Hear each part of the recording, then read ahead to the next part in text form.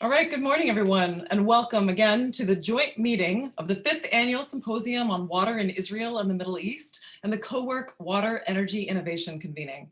My name is Elena Harkness. I'm the Executive Director of Current, a Chicago-based water innovation hub, and I'm very excited to welcome and say a warm good morning to our colleagues joining us here from the United States, and a good afternoon to our friends that are joining us from Israel today. Just a few logistical items as we kick off this meeting today.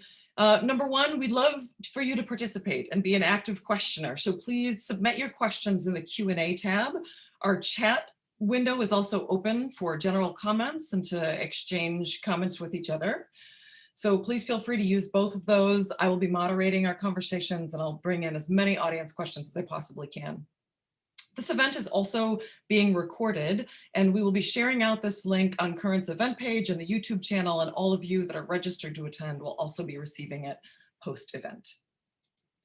We have a very full agenda today. I'm going to be introducing two of our colleagues to give a little bit of an overview of the effort today, and then we will have two deep dive sessions, the first on regional water resources for partnerships and health, and the second on specific innovations in water technology. So you'll be hearing from a terrific lineup of speakers going deeper on topics like water insecurity and COVID-19, water reuse and resource recovery, new materials for water applications. So we'll be really covering a wide range of both policy and problem domains, and also the specific technological solutions to those.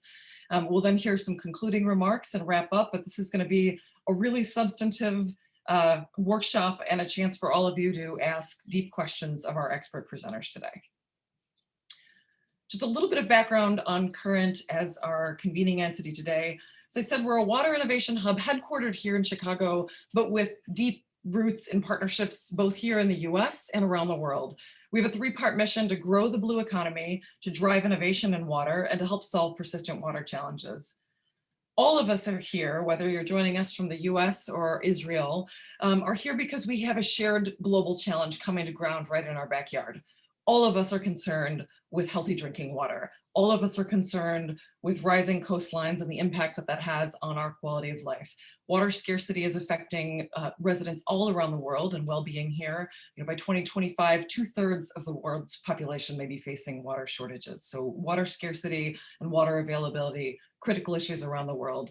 Climate shifts, the damaging rains and droughts that they bring, obviously felt differently in different sides of the planet, but all of us should need to be concerned with the water solutions we have for managing those changes and responding to our changing world.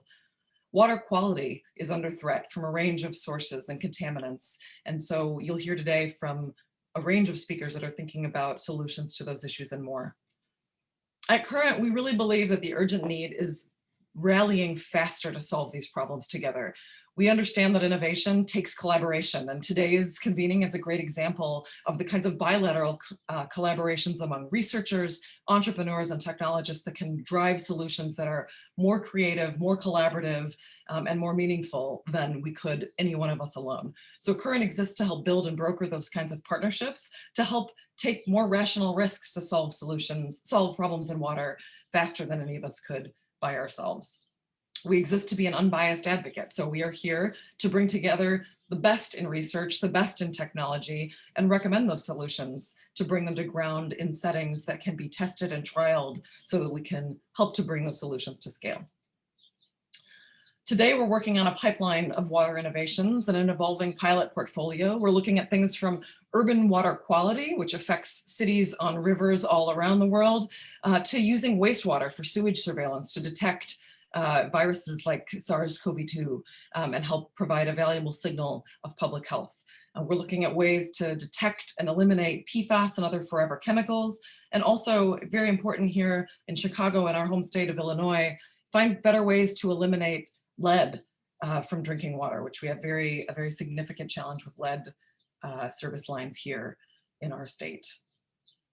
So those are just some of the ways that we're working on solving these challenges. We have many events like this one that you can stay in touch with to go deeper on any of these issues. The QR code on your screen will bring you to our events page, and you can learn more about the CoWERC partnership that we will be talking about today, and many other events. Our Third Coast Water Seminar Series coming right up on May 26th, and our next Water Around the World event, where we'll be talking about smart and sustainable water infrastructure in American cities. These are all opportunities, again, to drive these kinds of bilateral and global collaborations that we know are powering water problem solving all around the world.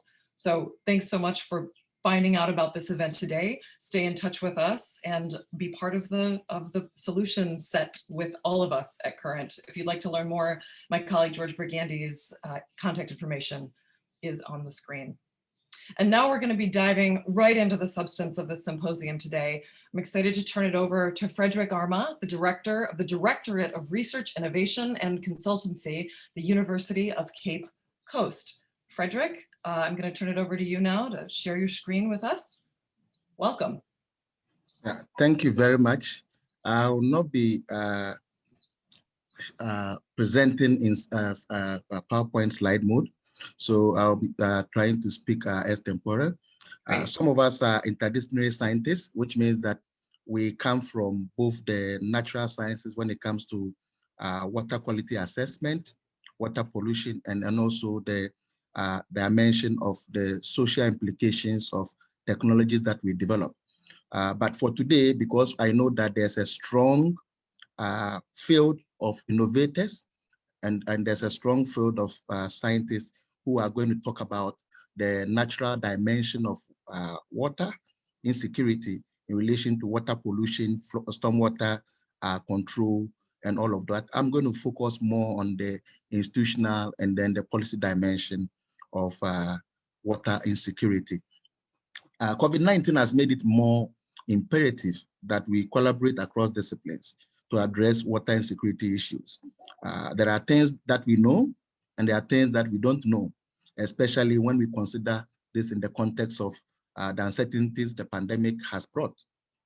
Much remains to be understood of the spatial, the temporal, and the scalar dynamics that emerge when we consider ecological, economic, and social demands and how they compete in conditions of water scarcity. This, of course, then implies an integrated research agenda that considers key aspects of water functions that are linked at different scales, whether temporal scales or spatial scales. There are important gaps today, including, for example, insufficient policy and institutional coordination on water security. This especially manifests in developing country context, rural development, and environmental matters. From outside of our research hub or research innovation ecosystem, we argue that more thinking and action to design water security and rural development interventions that take better account of vulnerability are really required if we are going to make any headway in tackling the issue of water insecurity. In this particular context, we allude to the need for participatory approaches towards gaining indigenous perceptions of status, trend, and risk associated with water insecurity. All of this will need to be explored, as well as the potential for using remote sensing technologies as harbingers in monitoring the movement of pollutants through entire watersheds and in identifying vulnerability hotspots. This is very, very important. Also, we find that there's a need for research on the temporal and spatial dimensions of water insecurity, especially where risks of major disruptions to water availability are concerned. And here, issues about drought and floods and the seasonality pertaining to that are very important for us to consider. We are also suggesting that as part of our research collaboration between academia and industry, we need to think about public action, which requires effective identification of the people who are most in need. We can develop technologies, we can develop innovation, but there are some cohort of people who are more in need of the technology than others. And we are taking the necessary steps, whether it is in-country or supranational organizations? Are we taking the necessary steps to ensure that those that are most vulnerable and those that are in need are accessing these technologies, are accessing these innovations to pull them out of poverty? We need to understand how well or poorly indigenous institutions protect the interests of the vulnerable households. How are such institutions affected by price of water, for that matter, market and other policy reforms at the national level? And can we also think of whether the public assistance can be effectively targeted through the medium of traditional water institutions, because these institutions are institutions that are in tune with the communities where they operate, and they have long-standing association with those communities, and they could play a role. Can traditional institutions play a wider role in managing public externalities, such as water safety regulation, infrastructure investment in common access lands, and the resolution of interethnic and, of course, cross-frontier disputes? These are issues that we are also talking about as part of our research agenda. Now, in cases where indigenous systems can cope only with local institutions, modern policy instruments and institutions must be tailored to cope with growing needs among water insecure households.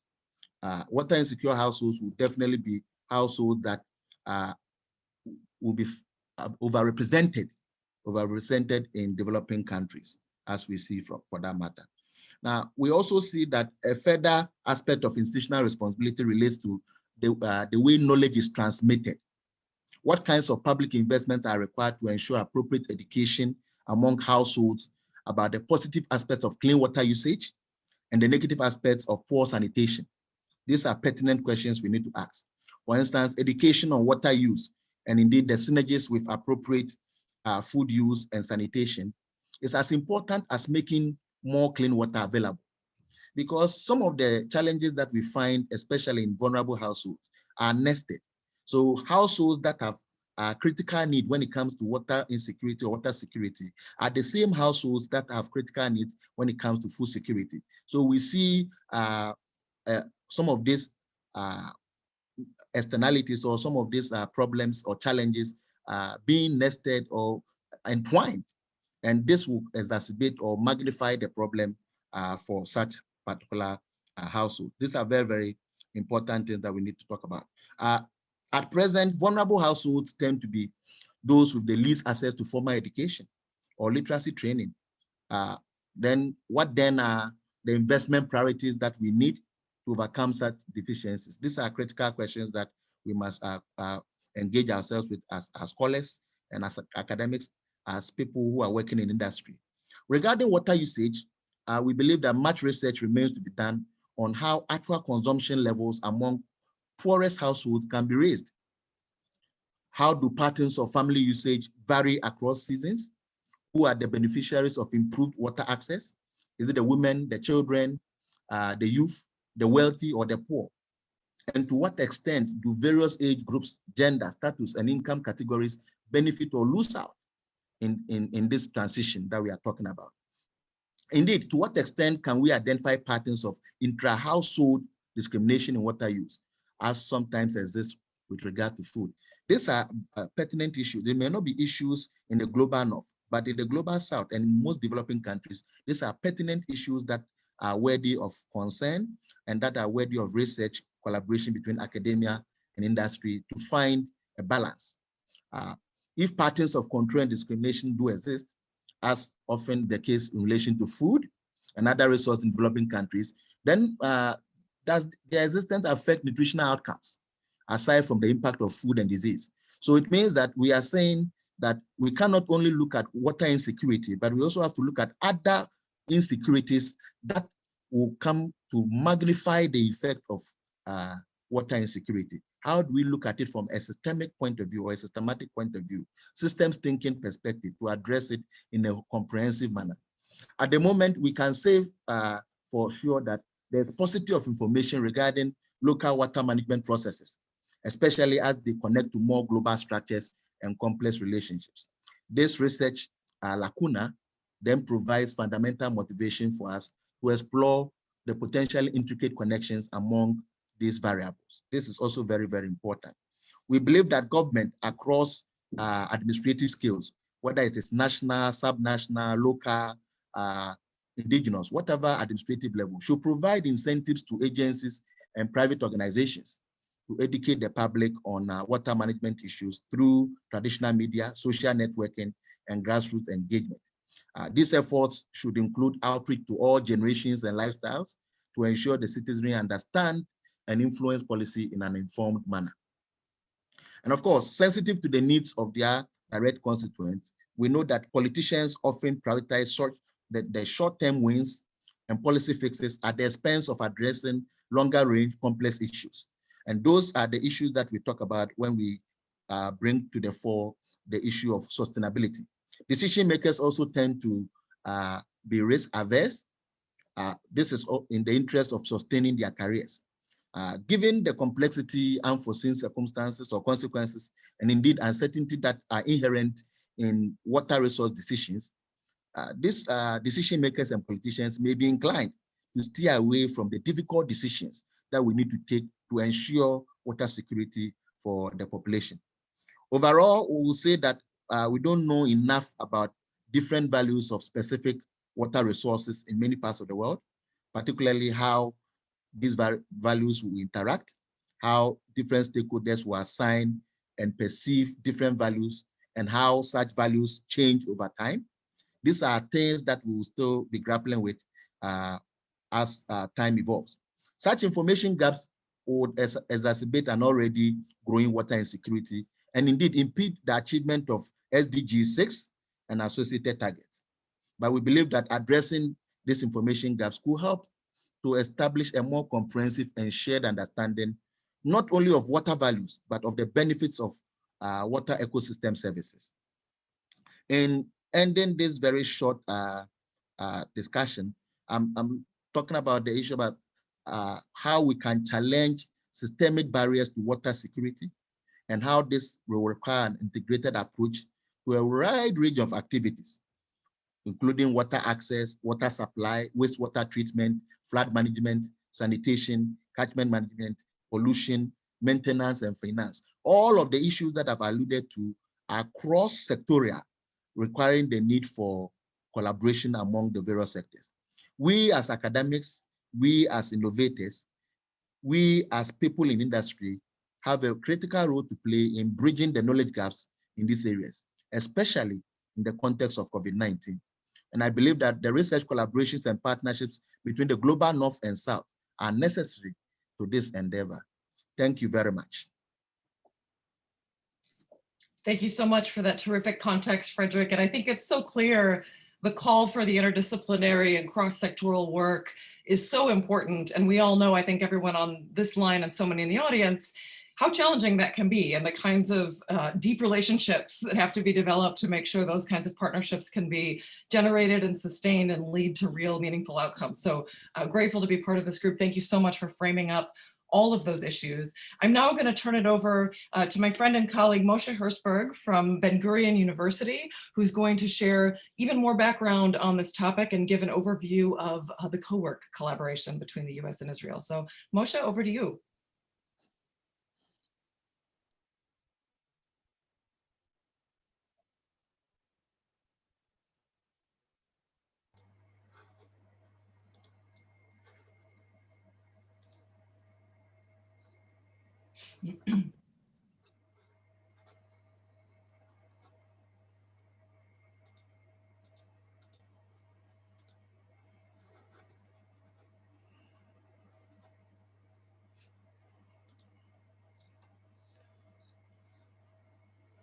One second. No problem.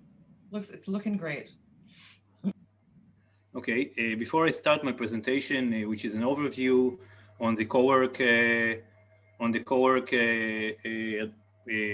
activities, or short, brief intro on our activities for 5 minutes, I'd like to welcome you all to this 5th annual Symposium in Water in Israel and Middle East, CoWERC Water Energy Innovation. And as you said, the symposium is organized by Northwestern Center for Water Research, the Northwestern Israel Innovation Project, Gurion University, and the US CoWERC Center. Indeed, we have a global expert discussing in the first part of the symposium the water insecurity and the health dimensions of water linking between regional water insecurity and the COVID-19 pandemic. And the second part of the symposium will have experts discussing new materials, innovation for water, water reuse, and resource recovery for wastewater. It has been already 9 months that the US-Israel Cooperative Water Energy Research Center, the CoWERC, is running and progressing in all the areas, as you will see in the presentation, the center is aiming on, including high recovery ion selective desalination, scale-up materials and processes for high recovery, desalination, and anti-fouling membranes, biotechnology for nutrient and energy recovery starting from anaerobic processes, removal of micropollutants, improved soil aquifer treatment as low energy water reuse application, and integrated analysis of the entire energy water system studied in the center. Today, the second part of the symposium will have two experts from the center, Professor Amit Gross from BGU and Dr. Seth Darling from Argonne National Laboratory, who will talk on innovation in the areas of water use, the resource recovery for wastewater, and new materials for water applications. Professor Aaron Pacon will summarize the entire session. So I'll go now to the presentation, which is really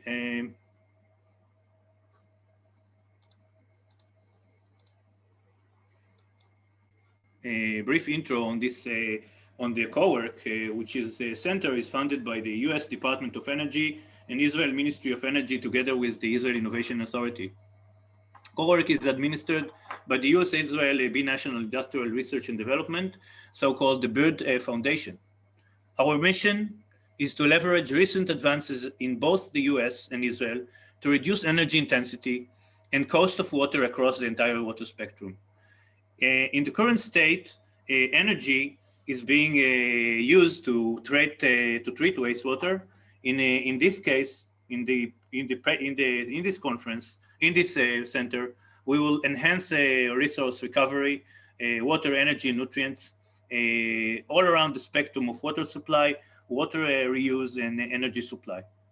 There are 6 main groups in the center. In the water supply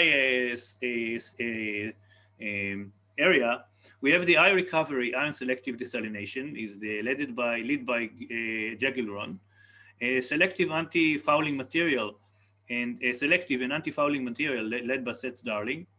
In the wastewater use and recovery, we deal with biotechnology for nutrient energy and recovery, nutrient energy recovery led by Professor Amit Gross from BGU, and efficient trace organic pollutant removal led by Professor William Dichtel from NU, from Northwestern University. The energy water system and low energy water use led by Alex from the Technion. The energy water systems analysis and the optimization of all the processes together is the energy water system analysis being led by Jennifer Dunn from Northwestern University. In the first project, who is the leader is Gurion. The high recovery ion selective desalination is being studied and developed. When the first accomplishment for even just for the first 6 months period, the project one led by Gurion, methods for removing hardness and silica from brackish water are currently being tested and already being scaled up. For the second project led by Seth Darling, who led the scale-up material and processes for high recovery brackish water RO, already accomplished a design for a roll-and-roll system for coating membranes in parallel to looking to scaling up fouling resistance and ion selectivity in lab scale. The third project with a very complicated biotechnology for nutrient and energy recovery, where we have a core anaerobic MBR technology, membrane bioreactor technology, is being led by Professor Amit Gross from BGU, where just in 6 months, the NMBR technology has been linked to multiple processes, including resource and energy recovery, enhanced biological phosphorus removal, coupled the aerobic anaerobic nutrient composition operation bioprocesses, as well as a sludge valorization of the outcome from the anaerobic MBR. The fourth project led by Professor Will Dichtel from NU, efficient trace organic pollutant removal are being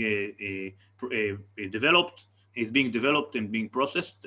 The first accomplishment, which is just in 6 months period, a new class of adsorbents were developed for organic micropollutants. The fifth project, led by Alex Foreman,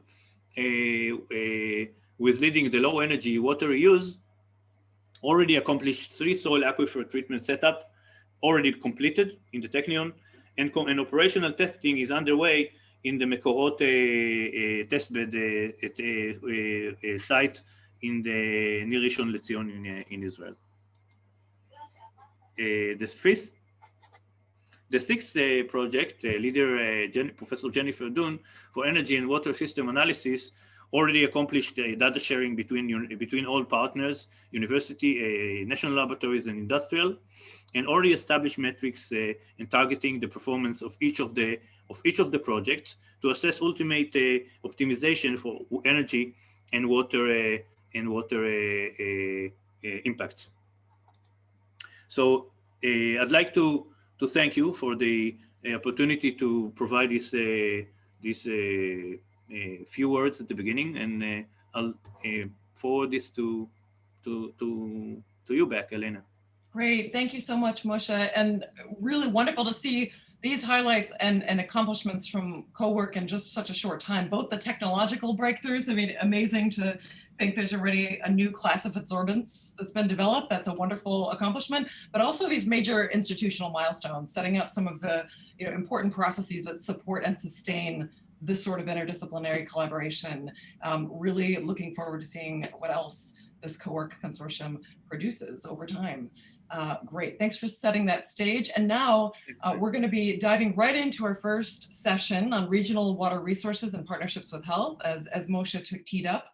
I'm going to be turning it over to our moderator who will frame up the session, Eli Rekes, who is the Crown Visiting Professor in Israel Studies and the head of the Israel Innovation Project at Northwestern University. He's going to frame this up, and I'm going to support by calling out Q&A, so just don't forget, if you have questions for any of our presenters, please put them in the Q&A, and I will weave in as many as we can. So Eli, over to you.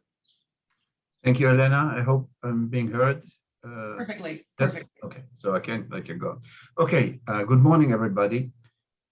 First comment I have to say is that this event, this enterprise stands under the banner of collaborative international work, institutional collaboration between academics, non-academics, over the question of water. As Elena said, I will briefly introduce myself again. I'm the Crown Visiting Professor in Israel Studies at Northwestern and also head of IIP, the Israel Innovation Project. One historical note, this is the 5th International Symposium on Water in Israel and the Middle East. And I had the honor, and I'm proud to have initiated it alongside with my colleague Aaron Packman in 2016, if I'm not mistaken. Unfortunately, last year we couldn't hold the conference due to COVID-19, but I'm so glad that we have renewed the ongoing tradition. This time with more partners. We also partnered with Current, the Chicagoland area, and I really look forward to further continuing this important enterprise. A word about IIP, if I may. It is newly established. It's the acronym of Israel Innovation Project, which aims to strengthen and deepen academic relations between Northwestern University, to which I belong, and Aaron as well, and Israeli academic institution, mostly in the area of STEM, science, technology, energy, and math. We try to sustain existing collaboration, such as this one, but also build new ones between departments, scholars, student exchanges, and so forth.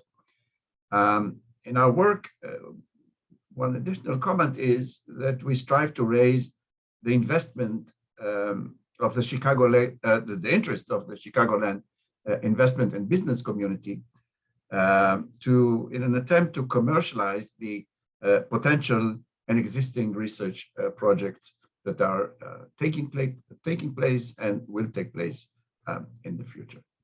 So now, without further ado, let me officially start this session, the first session of today's symposium, entitled Regional Water Resources, Partnerships, and Health. The order of the day, each presenter, whom I will introduce shortly, will have between 25 and 30 minutes for his talk. And then we'll have a Q&A session, which I believe Elena will administer. Mm-hmm. Correct? Correct. I will be supporting the Q&A, and everyone can feel free to start putting questions as soon as you've got them in the Q&A tab. Yep. Okay, so this is the way we go. Altogether, we have an hour and 20 minutes, and I think this would provide sufficient time to cover all this issue. But first, let me, of course, introduce our guests and speakers. And the first speaker is Uri Shamir. I hope I pronounced it correctly, Uri. Who will speak about the Israeli water sector. Uri is a professor emeritus at the Technion, the Israel Institute of Technology in Haifa. He's a professor of civil and environmental engineering. Since 1967, Uri has taught at the Technion at some notable American, non-American, North American universities. His courses have been on water resources management, system analysis and optimization, surface and ground hydrology, fluid mechanics, and hydraulics. I hope I pronounced it all correctly. I have to confess I'm from the humanities, so it's a bit, I don't want to make mistakes. Uri was a consultant to Mekorot, Israel's water company, from 67 to 92. And since 92, he's a consultant to the Israel Water Authority and was a member of the negotiating team in the various negotiations that Israel held over water with its Arab neighbors. He is the founding director, 91 to 2003, of the Stefan and Nancy Grand Water Research Institute at the Technion.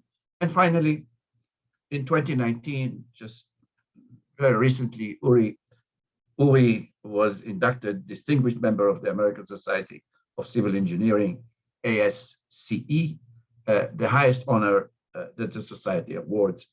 About 10 individuals are inducted each year out of total membership of around 150,000. So this is our first speaker. I will use this opportunity to introduce already the second speaker as well, so that the discussion can flow. And we already heard Mr. Bernard Ekuma, who gave us his introductory, most insightful introductory comments.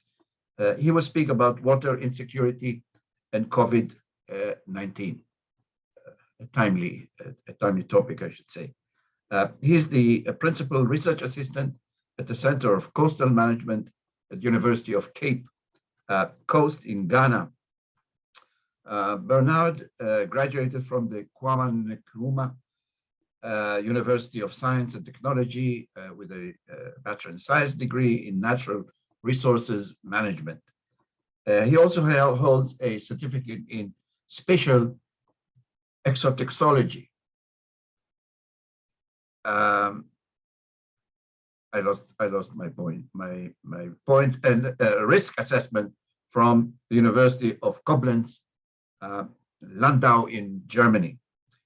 His professional experience in the fields of geographical information system, GIS, and natural resource management spans over 6 years.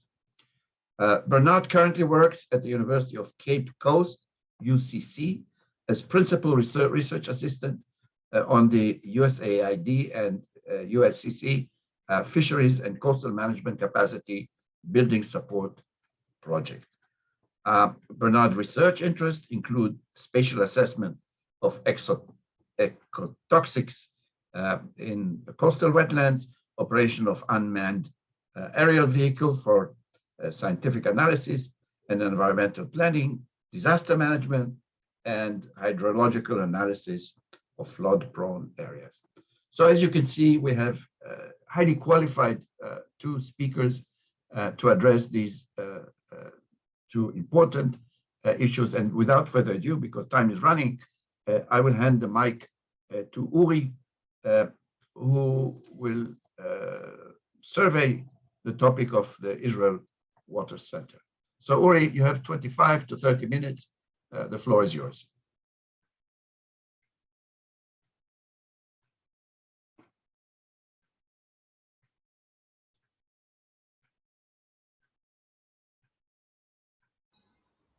Ori, you're muted.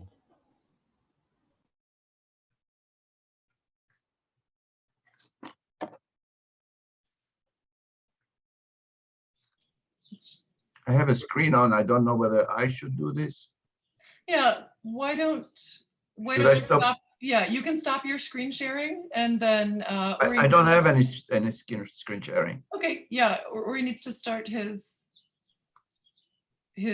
screen and then also should be working. There we go. Is it Yes, working? we can hear you. We can hear you perfectly. Yep. Okay. Wonderful. Okay, thank you very much for the introduction. As said, I have been for the last 50 years or so consultant to our national water sector, first the water company and then the water authority. And I was a member of the negotiating team on regional water with our Palestinian, Jordanian, and Syrian neighbors. I also chair the Kinneret and watershed monitoring team. And internationally, I was past president of the International Association of Hydrological Sciences and of the International Union of Geophysics and Geodesy. My screen is being covered. There it is. I'll try to get rid of the overlay, and it doesn't want to vanish. I'm gonna just suggest maybe stop sharing and try to share again. Let's see. Will do. Yeah, there we go. Okay. Now maybe So try to, there we go. Let's see if that works. Well, Perfect. we'll Perfect. see with it. Again, we'll go back to here. Is that better? Do you still see pieces Perfect. at the Yep. bottom? Nope, it's perfect. Okay. Perfectly clear. Great.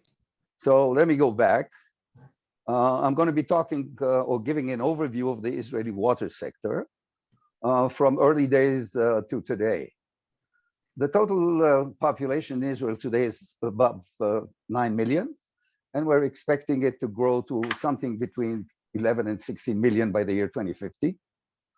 The total amount of fresh water that we see available to us for continuous use over time, and you will see this number coming up again, is about 1,100 million cubic meters. There is more in the area, but that's the amount that Israel is counting on, sort of on the average.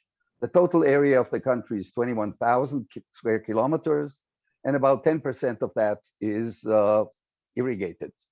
But half of do you see my cursor? Can you see my cursor, Elena? Yes. Clearly. We see it. Oh, thank you. So if we look at the eastern border of the Mediterranean, we see that the precipitation, which in the north is about 1,000 millimeters per year, goes all the way down to about 0 to 50. And Israel, which is this part here, has in the northern tip much more rainfall than in the south.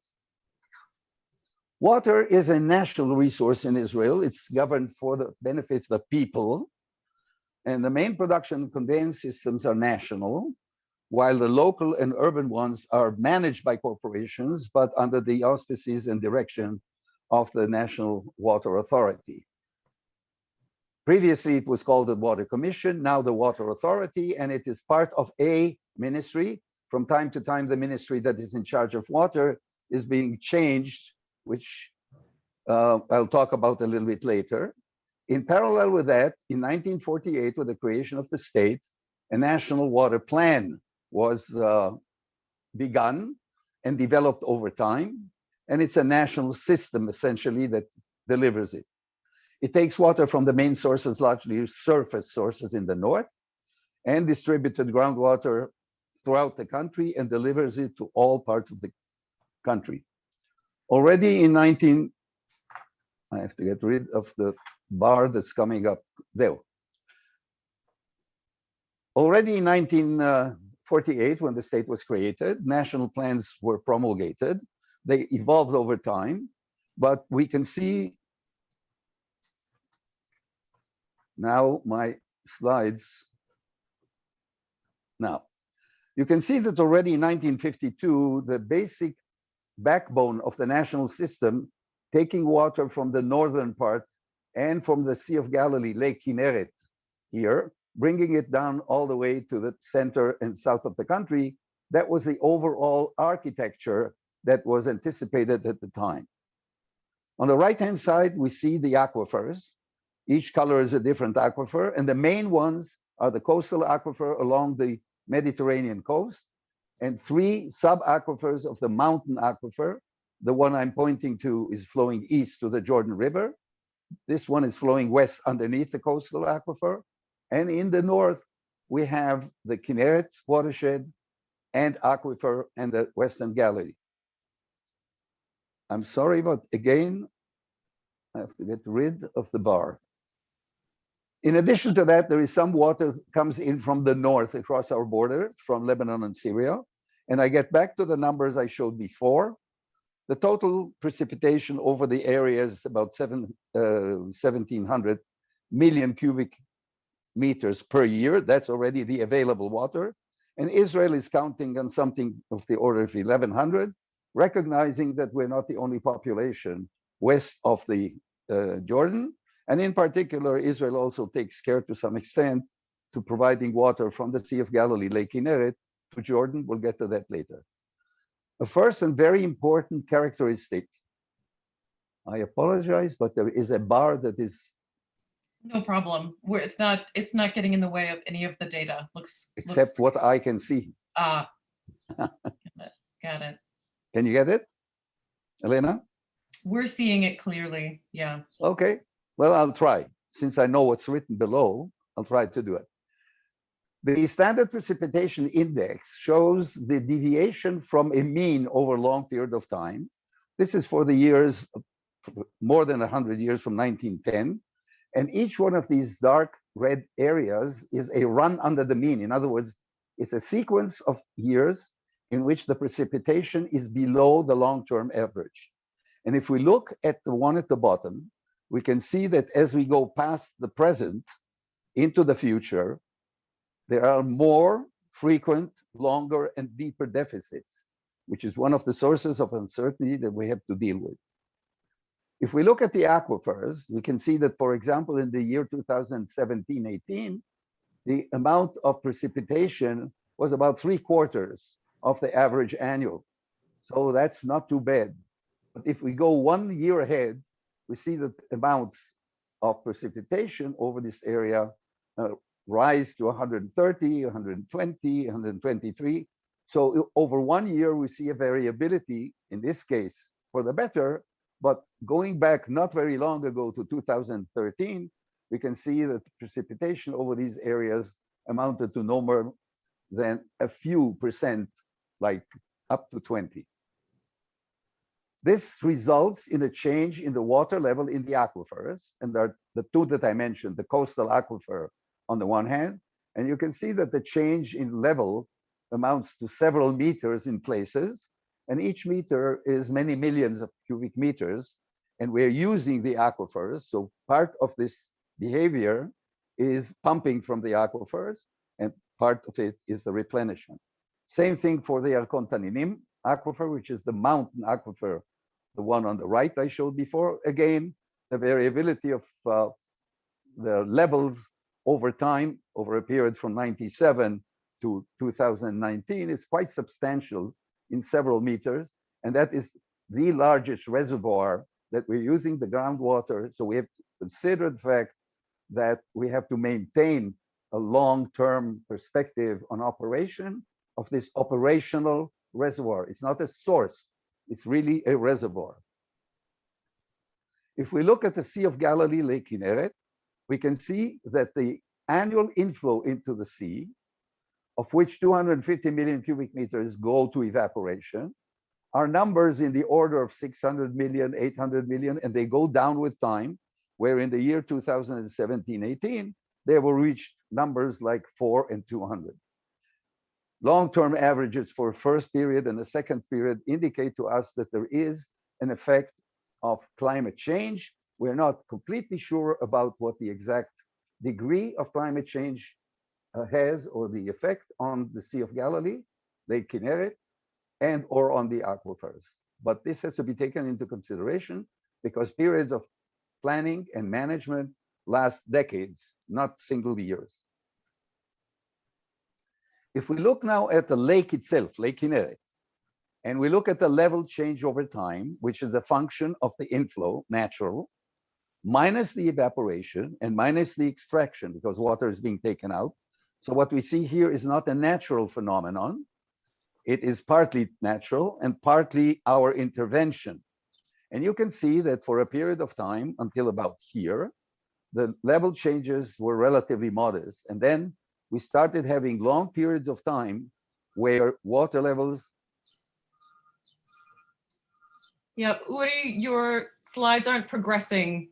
I think we're a couple behind, and we're still looking at the standard precipitation index slide. This one? It says standard precipitation index, Yes. and you were interpreting the forecast for the longer. Right, and you are not seeing this? We're seeing the standard precipitation index slide. Are you still interpreting those forecasts? No, again, I already moved from this one. Yeah, it did not move on our side for some reason. What can I do? Maybe try advancing a couple of slides and then reversing a couple of slides and see I if will we do can. that. Okay, and if it doesn't unstick, then I'm going to ask you to Stop share. Exactly. Yep, stop and start again. from the beginning. No, just where you are right now, the slide that you're currently on. Well, let me ask you what it is that you did see. You Yeah. saw this. We saw, we're still looking at the standard precipitation index. It's on the screen. I'm asking whether you see this one. Yes, the one that's on the screen is all we see. Okay, do you see this one? No, it still hasn't moved. Well, I did move it because on my screen I can see it. Maybe try stop sharing for a minute. It seems like there's some kind of glitch between what you're seeing and what we're seeing. I did. Okay, let's see. We're still seeing your video. So one moment. Can you see this one now? Now we see precipitation percentage over mean. Okay, you see this one. Yes. Okay. Perfect. Again, I'm trying to move ahead and I'm now unable to move my slides ahead. They're stuck for me. Ah, there we go. Now it's just changed. Okay, so I'll try several times. Great. And time is running by, so Elena, I will try to move as best as I can. That's great. You see this one? Yes. This is the year 2013 in which the precipitation was very low, 10 and 15. Do you see this one? Yes. Yep, coastal aquifer. Okay, groundwater levels are changing over time in response to the precipitation, ranging over meters of aquifer, which constitute millions of cubic meters to be used. This one you can see too, that's the other aquifer. Stop me when you stop. Do you see this one? Yes, yes. And okay, that's the annual inflow into the Kinneret, of which 250 million cubic meters go to evaporation. That's the natural balance. And we can see that there is a decline in the total amount over the years, although we're not completely sure about the effects of climate change, but there is a degree of. And if we look at the lake itself, and we see the water level in the lake from about 209 meters below sea level to 215 meters below sea level, a range which amounts to a total volume of 1 million cubic meters, we see that there is a variability over time, and it's a function of the inflow, which is natural, the evaporation, which is natural, and our operation, our extraction from the lake to supply water. But we have to be careful because when the precipitation and therefore the inflow are relatively low, and we continuously take water out, there is a decline, a continuous decline from the range that we would like to be in between this red line and this red line. And historically speaking, we reached already a very low level in the lake. I will try to hasten because we lost some time. At the same time, we're very concerned about the salinity in the lake. It comes from two sources, basically.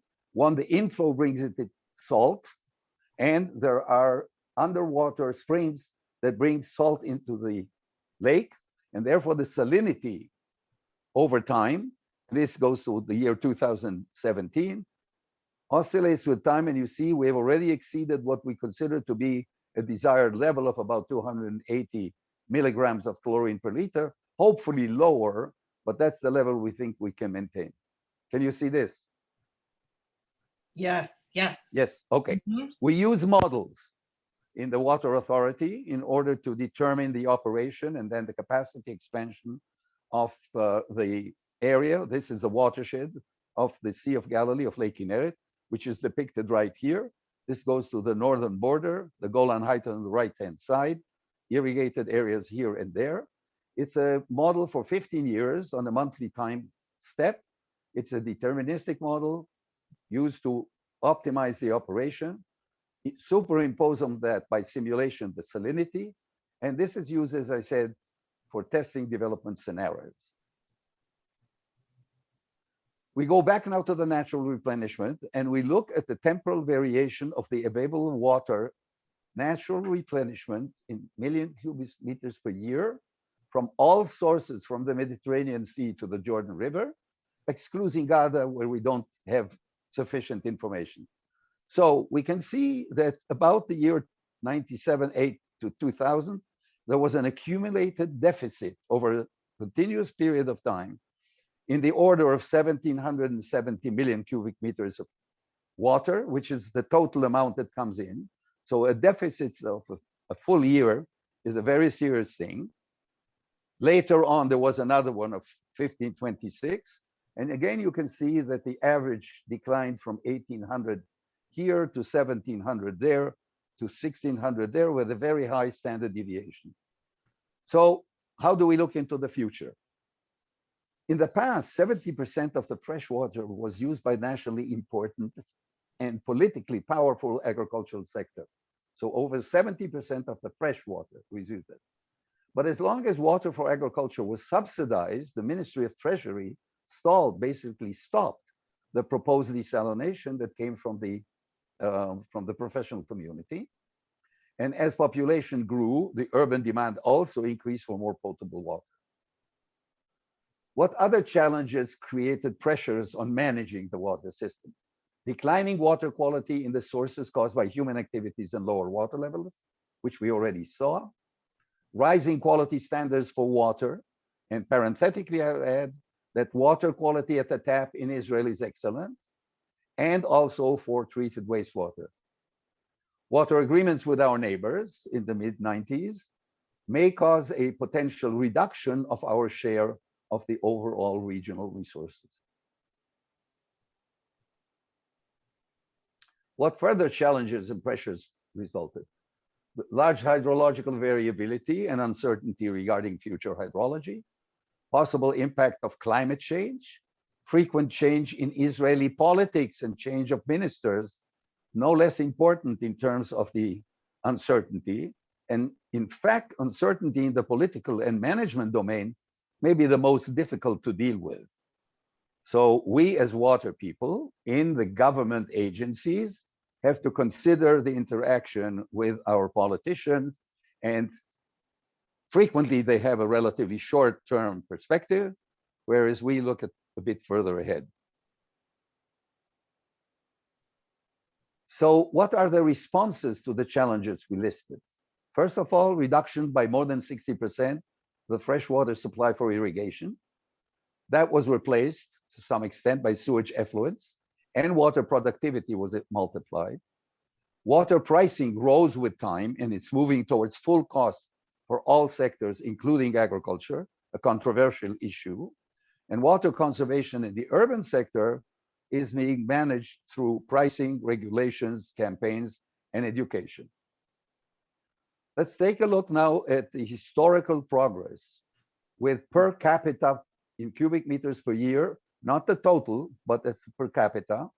And we can see a very strong decline in the use of water for agriculture on a per capita basis, going from about 500 cubic meters per capita to something in the order of 150. The other thing is that the urban looks over this period of time relatively flat, but it is not. We will get to it in a minute. Industry is relatively small, but the total has gone per capita, has gone from 600 to about 250. So the first thing to be done, rather than augmenting supply, is looking and managing the demand, making sure that it's efficient, effective, and meets the standards of living in agriculture, but at the same time does more with less. If we move now to the urban area, we look at the progression of per capita consumption per year. from the 1960s to about the 1990s. And we can see a line that, if projected outward to our times, would reach a number like 135 cubic meters per capita per year. But measures were taken, and within a relatively short period of time, the per capita consumption in about 1990, thereabouts, dropped by almost 50%. It usually bounces back when it's alleviated, but the distance between this number here and the place where we are today, which is about 15 cubic meters per capita per year, if you take a look at the 14 million population expected for 2050, multiplying this number by that number, we get 200 million cubic meters per year. And as you will see, that amounts to about 2 large desalination plants. Going again to the same figure we had before, there was a cumulative deficit here of 1770. The government made a decision to go for a plan of 400 million cubic meters per year. But then some water came in and the government changed its mind in the short term. And again, we had a deficit. And as a result of that, we moved to the following. And this I have to move somehow away, because for me, it disrupts everything that I see. Is there a way for me to kill it? You don't know. Okay. In the first round, 3 plants were constructed in Ashkelon, Palmachim, and Hedera. This is Haifa, where I am, and this is the center of the country. So these 3 together are 230, but they were augmented. The same plants were augmented and resulting in 350 million cubic meters already. Remember the number 1100 from the natural sources, so you can understand the relative importance. And these plants also come in differently from the natural. Here is a plant between Haifa and Tel Aviv in Hedera. It was planned for 100 million, expanded to 127. It's on the road going down from Haifa to Tel Aviv. And after these 3 were expanded, we got to 347, which is about 30% of the natural replenishment. A plant was constructed in Sorek, a very large one, again close to the centers of population, and another one in Ashdod for 100. It's the only one that is not constructed by the private sector.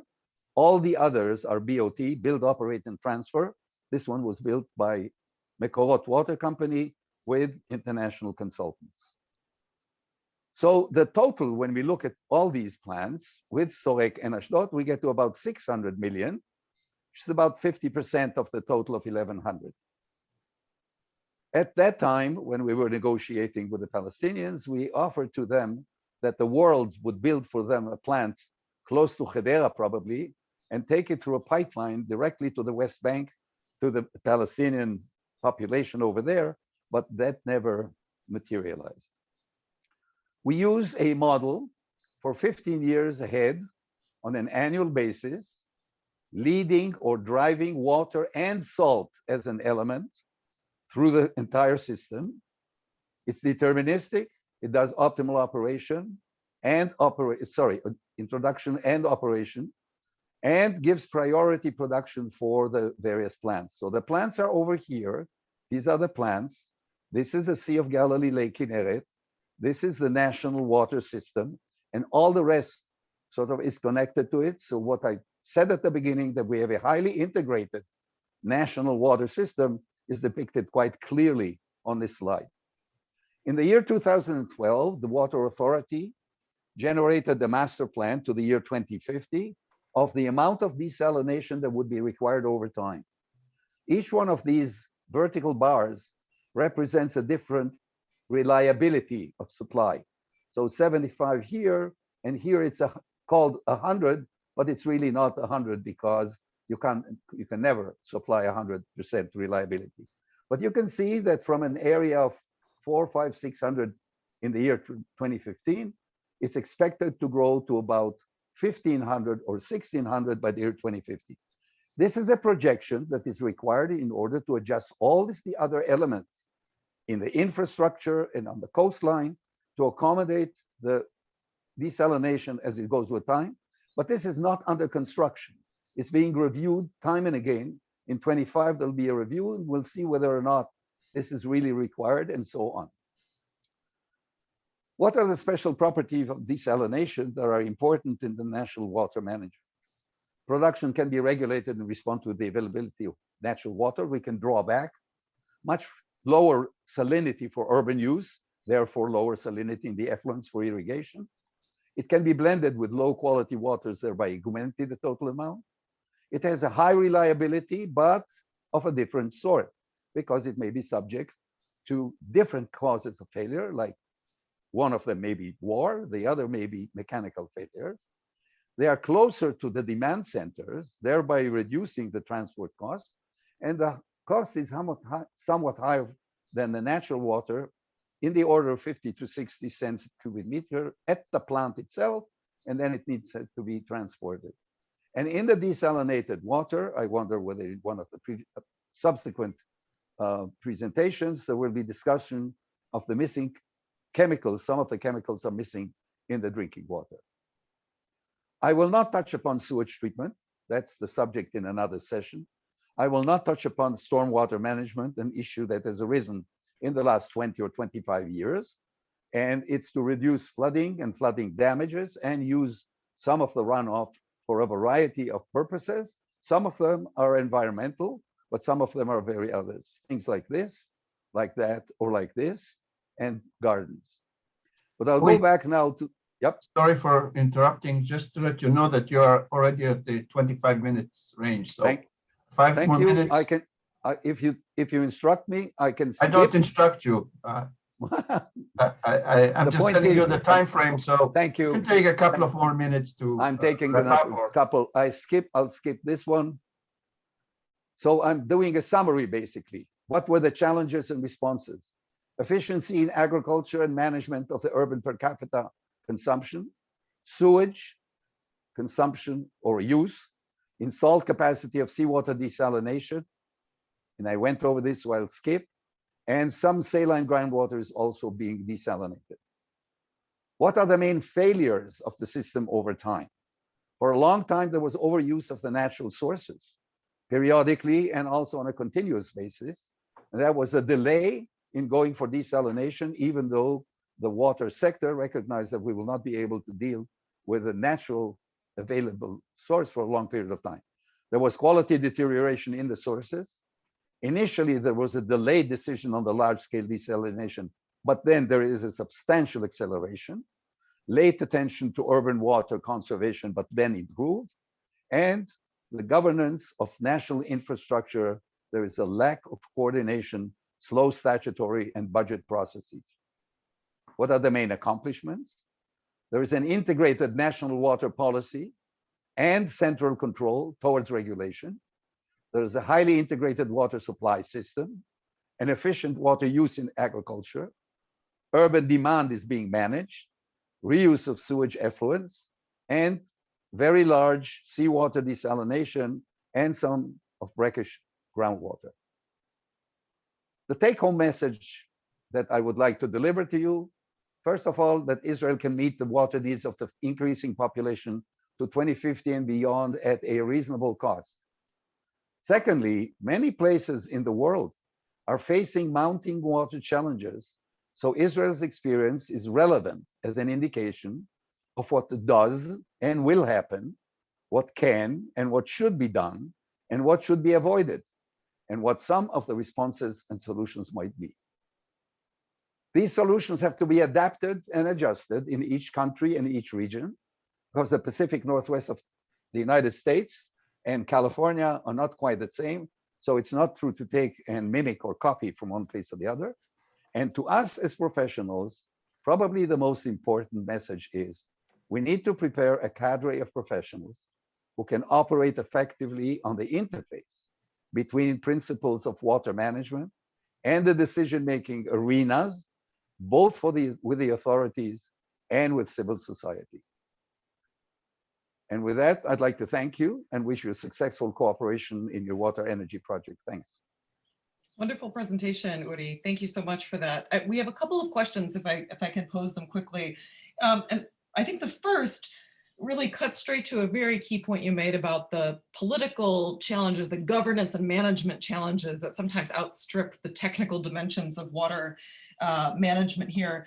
And the question is really how much, you've had this decades-long career with different models and decision support tools, how much has having a strong model and prediction that everyone sort of agrees on, how much has that helped to drive some of the national, local coordination, and provide the sort of long-term view that we often can't get with short-term political cycles? The model does nothing. It's the people. In other words, you can use tools of various kinds, some of them very simple, some of them just balance sheets. But we have been using for the last 50, 60 years models for a variety of things. And if you do them well and they are credible and the results look okay to the decision makers, it makes it much easier to drive decisions through. So how then, what are some of the ways that you've had continuity in people through these sort of shorter term political cycles? Like where has that leadership come from? Because this certainly is a dynamic that affects cities, you know, local governments, countries all around the world are dealing with this short-termism problem. Lots of long-term continuity with professionals, very short with politicians. They change their mind frequently and they change positions. I'm not going to go through the litany of water ministers in our government in recent years, but that can be a story in itself. Yeah, I think so the answer is the interface between the professional community and the political community and social society, not to forget those. They are completely part, because water is being managed in Israel for the benefit of the people, not for the benefit of a government. That interaction with these entities requires a lot of patience, a lot of skill, and it should work with time. Great. And it's very different in other countries. I've worked extensively in the United States, in the areas of Seattle and Tacoma. And the biggest challenge that I had there was the interaction with the governing bodies, in this particular case, the Corps of Engineers and the municipality, or actually the county management. Yes, well, multiple overlapping jurisdictions and governance arrangements is a definite. Everywhere in the world. Yes, no everywhere exception. in the world. Yep. Well, appreciate that. I think you're right. That is an entire subject for another time. But to stick on the political dimensions for a minute, there were a number of questions about the importance and impact of water agreements with other adjacent entities, with Jordan, with the Palestinians, and also, you know, water has been the source of conflict across the world for a long time. What are some of the dimensions that you see in your region today, and how fewer people were killed in water wars than in local skirmishes? As a matter of fact, countries recognize that the joint operation on matters that are survival, like water, is a good platform from which to work. The agreements with the Palestinians and Jordanians were in 94 and 95. They took a long time to negotiate, but essentially it was a collaboration between professionals on both sides that enabled us to move ahead. And then we had to sell it to the government. For example, if water is being delivered from the Sea of Galilee to the Hashemite Kingdom of Jordan, not everybody necessarily agrees that this is a good policy. Okay? From a water standpoint, if we look at our neighbors, I have no doubt in my mind that we should be sharing water, but that's a matter of opinion. And since I'm not a decision maker, at times there was more lenience in this direction, at other times less. Great.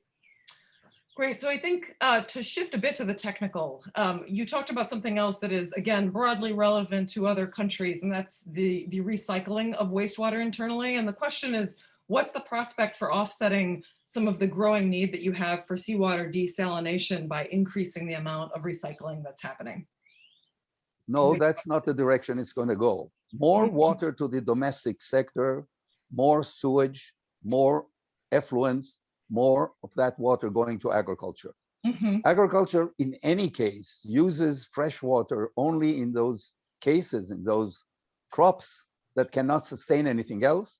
You don't want to irrigate strawberries with reclaimed wastewater, even though it can reach the standards of safe standards of drinking water. So more water to the cities, more effluent going to agriculture, But for the cities themselves, it's more desalination. There's no question in my mind. And you saw the number in the year 2050, about 1,500 million cubic meters already being desalinated is our forecast. Mm-hmm.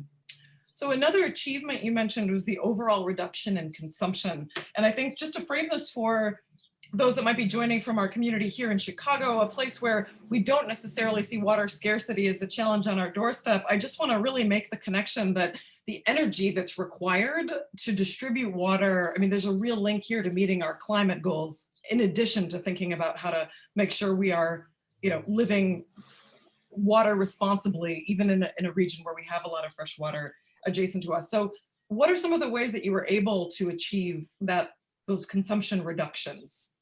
Can you go into a little more detail on that? Yes, there is a combination of education, participation by the public, usually through the kids, through the schools, and a whole bunch of technologies that make it possible to use the water more efficiently, more effectively. Yeah, but that public interface and communication seems critical. I mean, you're really trying to reach consumers. Yeah. So to wrap it up, I think the last question comes back to this point you made about the relevance of technology and professionals that understand it, interfacing with the government. And it's a great question from our audience. What are some of the skill sets at the interface for the professional cadre to speak to electeds, to the public? What are some of the skill sets they need to be successful in providing this continuity of water leadership? Water experts on the technological side are not necessarily equipped to operate in this arena. You understand that it's a very different arena. Some of us are able to move into that arena and bringing the credibility of the technology or of the professional aspects into a language and a form and a format and a dialogue that can convince decision makers. Not an easy matter. I've spent the better part of my life doing that in the States as well as in Canada, in China, in other places. And it's a real task to enter into that arena. So there has to be a collaboration between people whose expertise is to operate in the political arena, but together with people whose message from the water standpoint is completely credible. So you cannot disregard what the professionals are saying. But still, I showed you an example where in about 1985-6, we recommended to go to desalination, and the political fights essentially between elements of government prevented that from happening. And it happened only when the crisis hit. So that's another message that we have learned, not by being professionals, but by observing our environment. When a crisis hits, it's easier to get decisions made. Great. Well, I think that's a wonderful place to wrap it up. And I heard collaboration, credibility, and then certainly an understanding of the challenges that our public sector partners and colleagues face. And I think that's a tremendous skill set that you've certainly developed over the decades. And we're just grateful for all of the work that you've done to be that translator and that broker of expertise. So wonderful. Thank you for contributing with us today. And thank you, everybody. Yeah. Ellie, can I turn it back over to you to continue our session? Yes, absolutely. I would like to join you, Elena, in thanking Uri for a most comprehensive presentation, which you masterly combined reviewing the foundations, presenting new data, at least for me, which I was not exposed to, and the projection for the future. So really, thank you very much, Uri. Nice. And now to our next speaker, whom I already introduced, Bernard Ekuma, whose topic is very, very relevant to our present day, water insecurity and COVID-19. We are all impacted by this. The mere fact that we are on Zoom and not live is one example.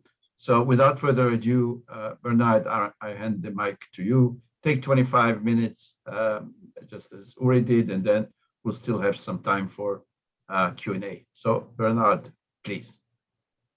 I hope you're there. I don't see you on the screen. Yes. Am I around? Yes, you're on. Yes, hello. Thank you. Please, can you see my...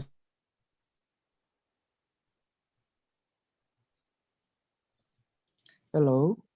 Yes, we can see your screen sharing, but there's nothing up yet. So if you have Okay. slides up, those are not visible, but it looks like the screen sharing has started. Can you see it now? Yes. Now you're on. Okay. Thank you and good afternoon from Ghana. I know it's still morning in US, but and thank you for this opportunity. Before I start, this study is more or less a follow-up to what in last year with Medica Trauma, who gave us address. So presentation is a work done by I have the privilege to present it in this symposium. So before I start with my presentation, I want to put my presentation in context, looking at the SDG, the global picture of what we are faced with now, COVID era. So inequality in terms of access didn't start with COVID. It has been with us. And you look at the SDG's website, you realize that billions of people were not having work, and so a lot more in this COVID era.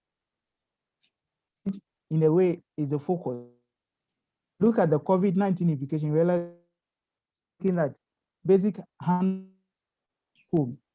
If you want to wash, if you need to wash your hands, then means that you need water. It is at home.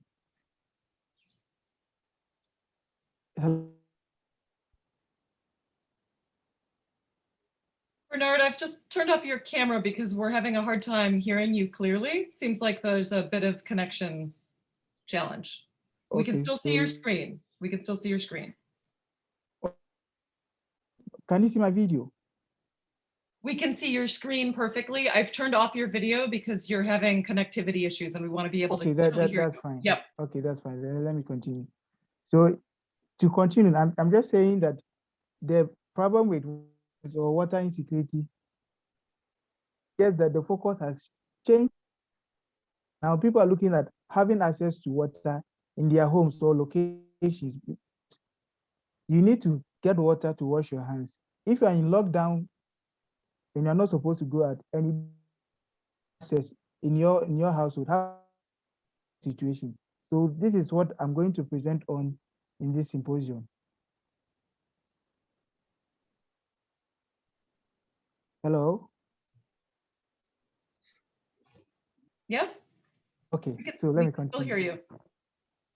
The pandemic has concerns or the discussion about inequality globally, and inequality showing up in terms of infection rate or even morbidity or mortality by socioeconomic status of residents. It has given us a hard lesson in terms of looking at the societal vulnerabilities that arise from inequality.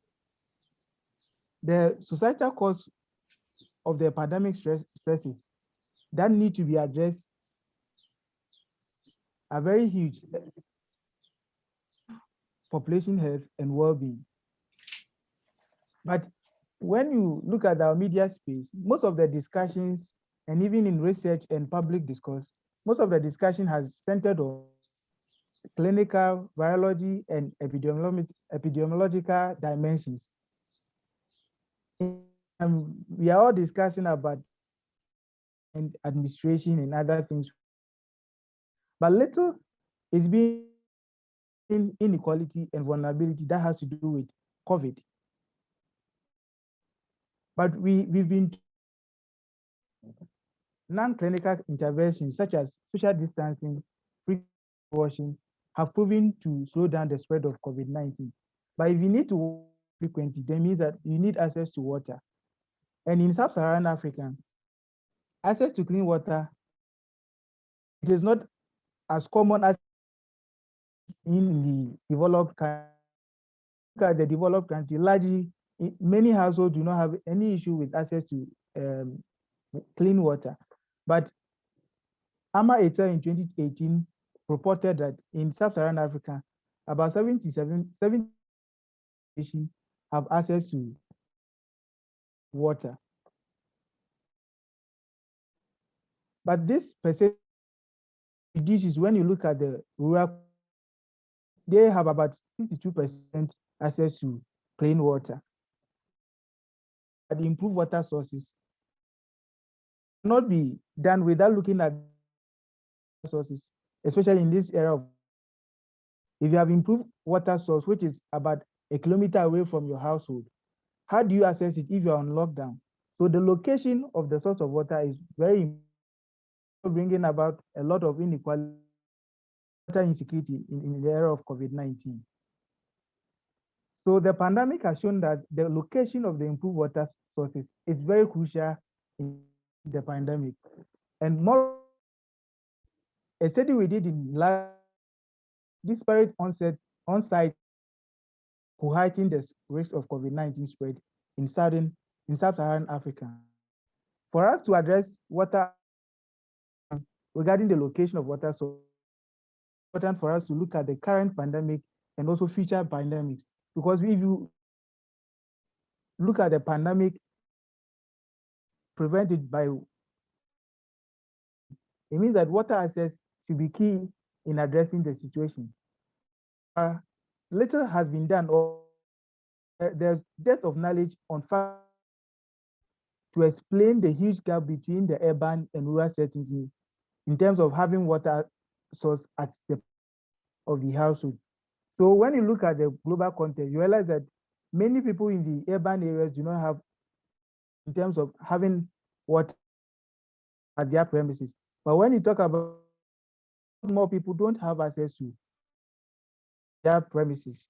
So we want to contribute to this huge gap context in the rural and urban context. So this presentation will look at the disparities in access to water premises in Sub-Saharan Africa. It also look at to determine the relation of different factors in access to water at household premises in Sub-Saharan Africa. They situate the discussion in the era of COVID-19. The data for this study, was obtained from Demographic and Health Survey website, and we involved 24 Sub-Saharan Africa countries in this. The surveys were conducted in 2019. Used in this study available, and it's open source. DHS website. You could also have after you register. So the dependent variable is the location of source of water, and it's a binary variable. 0 means that source is on the premise of the. 1 means that the location of the water. Hello? We can still hear you, but you are cutting in and out. I mean, I know you're following the slide, so it seems like you are on track right where we see. Yep. Thank you. And 1 means that the location of the water is outside the premise of the house. And we were looking at the risks, made the location outside the premises as to look at the risks involved in source for water. Then the independent variables considered were based on literature, were based on practical importance and theoretical relevance. So we considered the wealth quintile or the wealth index, the household size, whether large, small, or medium, the sex of household head, whether the age of household head, whether he's a young person, a medium-aged person, an older person. Then marital status, whether the person is married or single. Then we also look at attainment of the household head, whether it depends on access to water either at the premises or outside the household. Then the last one has to do with the household relationship structure. So how many adults are in that household? Are they all females or are they all males? will this also influence access to water source in the household? So we first of all looked at the dependent variable, which is the source, and the explanatory complementary log-log regression. We use this binary regression model because, which is the access to water household, were far more than zeros, which is having access of the household. Then after did the composition analysis, what are the factors that are contributing to the huge gap between rural and urban water access? The analysis was done using the MVDC MPIC package or command in Stata system. This is was developed by Powers et al. In 2011. This is a different approach to when you are dealing with a binary outcome, which is non-linear. The Osaka one looks at the linear dependent variables or the continuous dependent variables. So to begin with the results that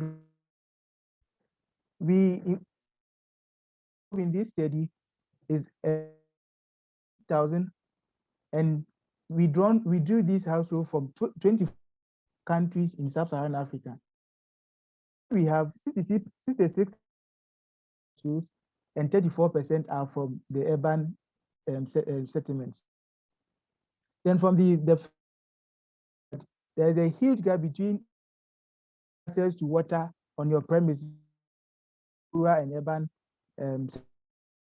Only 30 households have access to, or the source of water is located on their premise. But when you look at the urban settlement or the urban areas, you have a little over 50% of the household having water on their premises, or having the location of water source being on their premises. Then when you look at the global, or when you aggregate the data, you will Sub-Saharan Africa,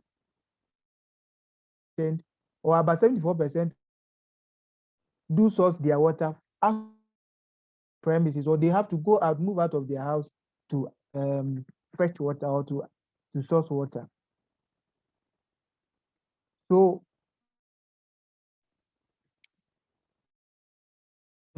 in terms of countries, we use 24 countries into best 10. So when you look at the list, the best 10, Senegal leads with about 69% of households to water, followed by Kenya. In terms of the rankings, Angola is the 10th place country and has percent of its household to water on their premise. Look at the last 10 countries. The worst one is Democratic Republic of Congo, with only 6% of their household have water on their premises, followed by Chad, and in that order. So when you disaggregate the data by the sex of the household head, you realize that even though there is a little differences among the female-headed household, when you look at the Intra, the rural settings, it's headed household are doing in terms of having water on their premises, the household headed by females. But when you look at the urban settlement, the direction changes. Now you have females having more of their percent, meaning about 53% of households, female their water in the urban areas compared of males. So differences in terms of gender. Then when you look at the household size, whether the house small, medium, or large, when you talk about it means that up to 2. When you look at medium, it means or 5 household members. Then at the large, it means that you have more than 6 or more people in that household. And with that, you realize that the contents are far below as, but both content, you realize that the higher their premises. So we look at the issues or the wealth index or wealth, and it is obvious that the poor people always have to go for water as compared to the rich people. So they have access on their premises, but they always have to move out of to go and source for water. We're talking about going out to look for water, but how far do you go? How much time do you spend in accessing the water? So when you break down those who go out to source from 0 to 5 minutes, when it is getting the water is at the premises of the household. So you look at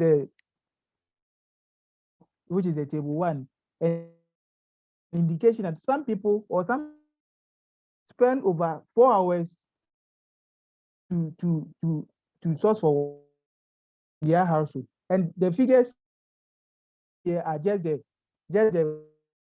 half of the trip. That's asking to the location of the source. It is not a return trip. So you time spent in accessing, you have to multiply the times provided there by 2. So it means that those who are having more than 120 minutes, which is 2 hours, you have to multiply it by 2. So it means that people, some household in Sub-Saharan spend more than 4 hours to source for water for their use. So in the context, if you spend water, will you be washing or will you allow your kids in the household to be frequently? You might be saving water for other highly competitive use. So when you look at the association between the location of water source, additional factors, that is the explanatory variables, you look at it and there is a picture that is clear for us to see that for rural areas and even in urban areas, wealth is very important in terms of having a household having access to water on their, and in rural areas, education of the head of the house. So the more the person is educated, the risks of the person look for water means that they will in there but when you look at the urban area, the sex of the household head important because the descriptive figure that I showed that in female-headed households tend to provide water on their premises as compared to the male, and this is because water access is more or less in some part of Sub-Saharan Africa. Or females are more, they are in charge of accessing water for the household. So if the household head is female, it means that she knows how difficult it is for you to go outside and look for water. If she has a means to provide the water on the premise of the household, she will do that so that it saves her from going out every day to look for water. And that explains when the woman is a bit well-to-do, she will provide water on the premises. But we want to look at the contributing factors to the urban and the rural areas. So with that, we did the composition analysis, and the result shows that the endowment or the differences in characteristics explain a % of the gap between of access to water at the household premises. About the differences in characteristics is factors. So whether the not, whether fall within a particular quinta or not. So it is very important in Sub-Saharan Africa when you are looking to address the gap between access to water in terms of rural and urban. For the rural areas to catch up, you have to look at the compositional factors. Then the coefficient, that is the effect or the magnitude of these compositional factors. In terms of education, are you educated? Or in terms of how rich is the house contribute in addressing to gap between the rural and urban? So if you want to address this huge gap, these are the ways to go about it. So I want to break it down to individual compositional factors for us to look at it. So for instance, when you look at the difference in wealth quinta is 5% between rural and urban on their premises. So it shows that if you between the rural household and the urban household, we need to find a way to improve the wealth status of the rural house. So it means that to do that, you have to address issues about poverty. When you eradicate, eventually most of the rural areas will be able to provide what on their premises. Then another important thing with regards to the characteristics, education. So if more of the household heads in the rural educated, it means that it moves less going out to source for water. They would provide water on education will let you know having water at your household or premises. Then when you look at the coefficient, that is your degree of the characteristics. So for instance, when wealth quinta, even to address that one to move people from a lower wealth quinta, that is from a poorer, a richer state, so that they will be able to rural and the urban access. Also, look at the also realize that another important thing to look at is household size. This was not this when we were looking at the endowment or the characteristics. It shows that the larger your house, the less we have between the rural and the access to water. So for us to improve the water access in the rural areas, it means that we have to bring has to do with reducing household population issues. Then another important point is that, and it is interesting, when you have females heading, you intend to have more of providing water. So it means that in terms of magnitude of the females do better when the household is providing water source on the. So what does this result give us?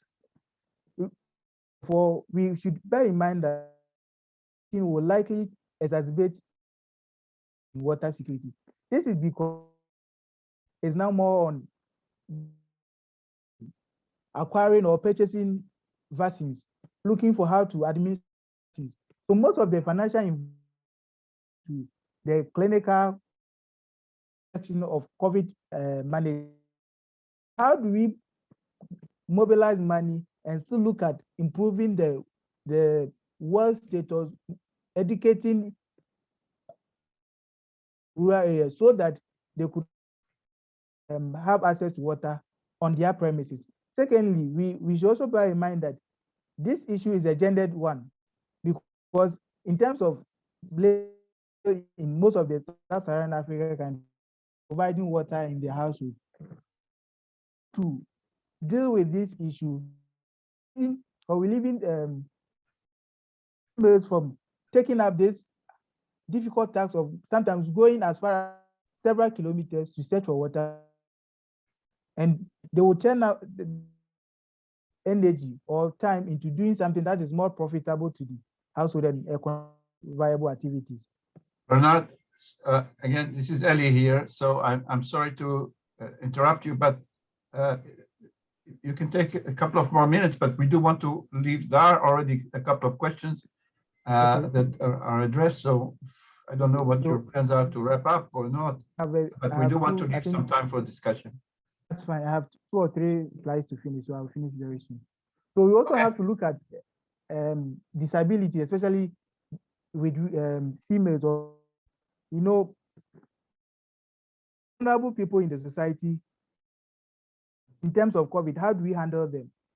For instance, if the person has and he or water source on his or her premises, how do we manage these people? How do we support them? So we should also be discussing how to help those with disabilities in this period of COVID, especially in access to water. Then lastly, we also have to look about aggregating data. Usually when data on wash are reported, they are looking at community, about % of the Sub-Saharan Africans have access to. We don't decide that we will look at the problem very well. Community level, perhaps a huge community will have one improved source of water that they depend on. So in such a community, most of them will be captured as people have access to water, but they are all depending on one water source. What happens when pandemic like COVID-19, where you need to distance yourself from people, when there is lockdown? How is the community like this going to? They don't have access to their community. They improve water source, they only improve water. So we should be looking at these things. So in conclusion, the decomposition analysis has helped us to look at the nuances in terms of water security for us to be able to come up with policies and interventions that will address this disparity. Then there's gendered and urbanicity related disparities in water insecurity, which warrants sustained research and policy attention. Then finally, communities should be involved in the identification of water insecurity related research challenges to production and ownership of. Thank you. Great, thank you so Bernard. much. Elena, you want to take over? Thank you. Yes, we have a number of questions, and I just want to thank you, Bernard, for the granularity of this, unpacking of these complicated relationships between gender, wealth, household size, and your overall conclusion that we have to understand communities and households in that granularity and in order to come up with better solutions and ensure water access for all. So really important set of takeaways from the finding here. So I think number one, really interested in going a little bit deeper in understanding this finding that improving education and income is the best way that we can increase water insecurity. Is this finding true across all of Sub-Saharan Africa, or did you find any variables sort of by country that would matter? And I think, for all of us that are listening in from a global audience, those same findings also seem relevant for dealing with the urban-rural divide, certainly here in the US, neighborhood divide here within the city of Chicago. But what are some of the dimensions that made a difference there to that conclusion? Yes, when you disaggregate the data of countries and on their premises, higher education, household with higher education, with household with, what do you call it? It's whereby you have more of the household head that who are educated, tend to have access to water on their premises. And we did another study in 2018. It also shows you improve water, not even the location high correlation with education. So it is not only in one country, but it is the same picture is painted the entire Sub-Saharan Africa. Households, or the more you educate, then they intend to know the benefit they derive from having water on their premises. And also bear in mind that once you improve the person is like a higher income, more streams of income. So in person to fund for or to depend on providing water sources is very high compared to somebody and also poor who not even know the importance of doing that across different African countries. Great. Unfortunately, I think your connection is getting a little more unstable, so I know we're right at the end here. Sorry. But I think we got a good amount of that, and there's some generalizable application in those findings about education and income levels. You know, the other really important finding here, of course, is applying a gender lens to understanding the water scarcity issues that communities are grappling with. And I wanted to ask about that finding, and what have you learned that is working to support female head of households in the countries where you have been studying, but also what have you learned from other places? This is something, the issue of the disproportionate burden of water access falling on female heads of household applies in other places around the world as well. Have you learned anything about solutions? Are there some bright spots we can look for, and how should we continue to support the women that are working to provide water for their families? Okay, so what I would want to say is this: the more we build a of females, it means that they will be in a position to purchase or provide water sources on their premises. In that, once a person has the money to do that, and she has the knowledge that this is important for my household, and moreover, as I said, in Sub-Saharan Africa, water issues are more or less females, so they are in charge of sourcing for water for the house to use. So if I'm the house, I have the means to provide water, means to provide or look for improved water sources. I will do that for my household, because if I don't do that, the onus is on me, the household. So as we build the capacity of females in our household or in our communities, it will cascade into we having more people or more household having improved water sources and also having on their premises. Great. Well, thank you so much for joining us today for that wonderful presentation. I think we are at time, and so we are going to go ahead and switch now to a very brief 10-minute break to allow everybody to get whatever you need to do and come back to head into session 2. But Ellie, if you'd like to say some words in closing, please feel free to do that. And I just want to thank our speakers. Thank you. No, I think you had it. I think we got a very, very illustrative and up-to-date expose of water issues in 2 different parts of the world, each with different characteristics, and a lot to learn from. As I said before, Aaron and I I did say it, but we are co-teaching a course on water and in Israel and the Middle East, and these presentations are definitely fall into the spectrum of subjects that the students need, I would say even must be exposed to. So thank you again, Uri and Bernard, and thank you, Elena. Oh, absolutely. Well, I'm looking forward to welcoming everybody back here at 30 minutes past the hour. We're going to kick off session 2, which is going to be a really exciting deep dive into some of the latest innovations in water technologies. You'll be hearing from Amit Gross and Seth Darling. So definitely don't miss the second half of the symposium, and we will look forward to seeing you all promptly at 30 minutes past. Thanks. All right, everybody, welcome back to our second session.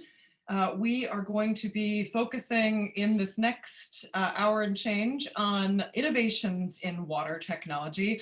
And I am just delighted to introduce two wonderful speakers that are going to be taking us through a sweep of fascinating water technologies.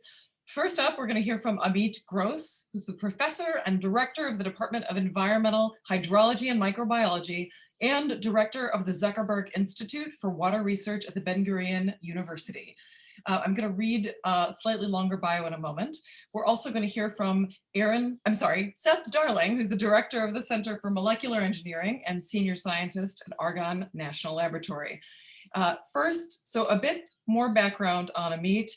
Professor Gross's research involves issues related to water, effluent, and soil qualities, as well as their impact on the environment, and the search for practices to improve water and environmental quality related to contamination by different sources. In the last few years, he's been moving his research interests, extending them from aquaculture alone to similar issues in a wider context of marginal waters. A new field of research, currently called ecological sanitation, or EcoSan, is aimed at developing and improving means for efficient use and reuse of natural resources by researching subjects like recycling water and nutrients, biosolid reuse, microbial amendments for enhancing water and soil quality and bioremediation, and management of aquatic systems. Obviously, all of those things are really critical to some of the challenges that were teed up in the first section. And so with no further ado, I want to turn it over to Amit to take us through his presentation. Thanks, Amit, over to you.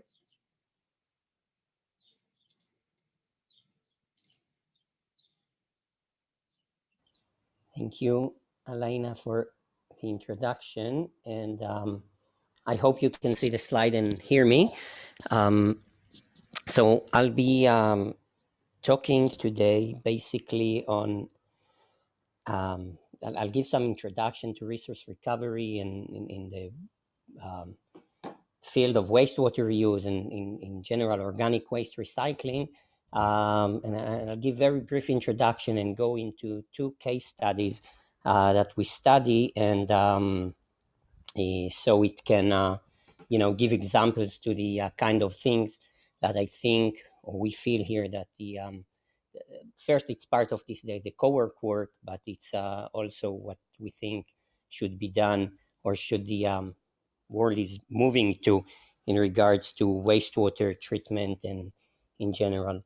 So anyway, I would just say that waste is a very general term and should be defined because it can be plastic bags and everything.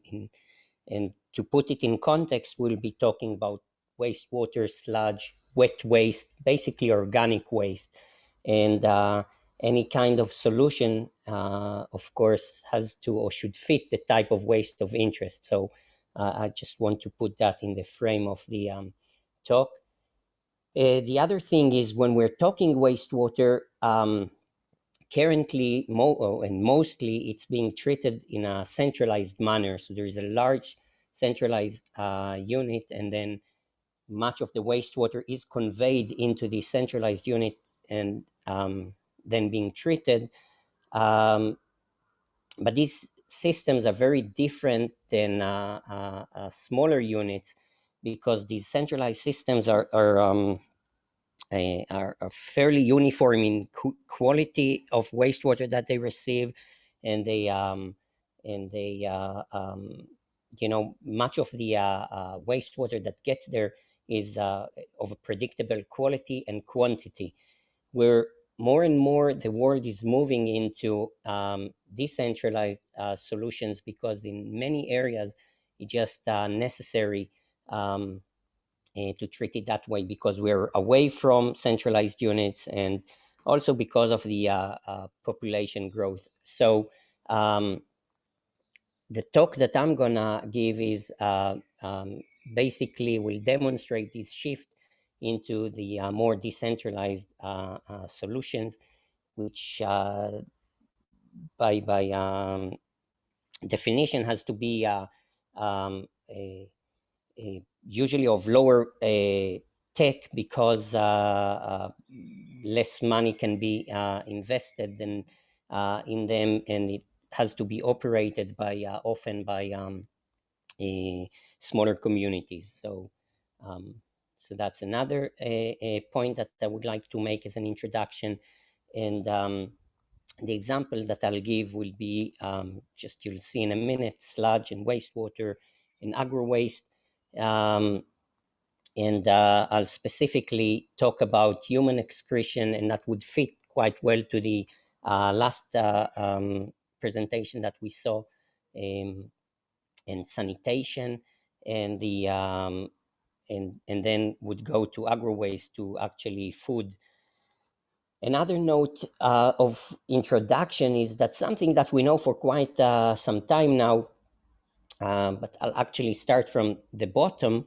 I would say that we realize, or we know by now, that there is, I would call it potential energy or stored energy in the waste, which is often greater or bigger than the energy that it would cost us to treat this waste. Even today, when we mostly treat the waste and actually wasting all its resources and energy, still the in terms of energy, it costs us less to treat than what can be found in the waste itself, or in the wastewater.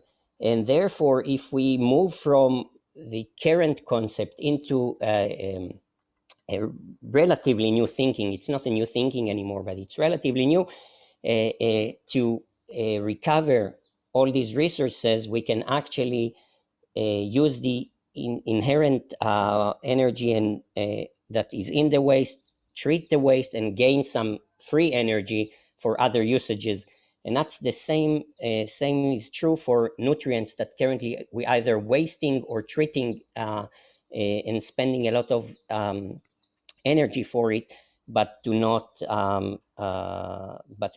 utilize it. So so these are the example I'm going to give, and this really fits well within the CoWERC program. So the first example would be to look at waste recycling for energy reuse and food production by what we call hydrothermal carbonization.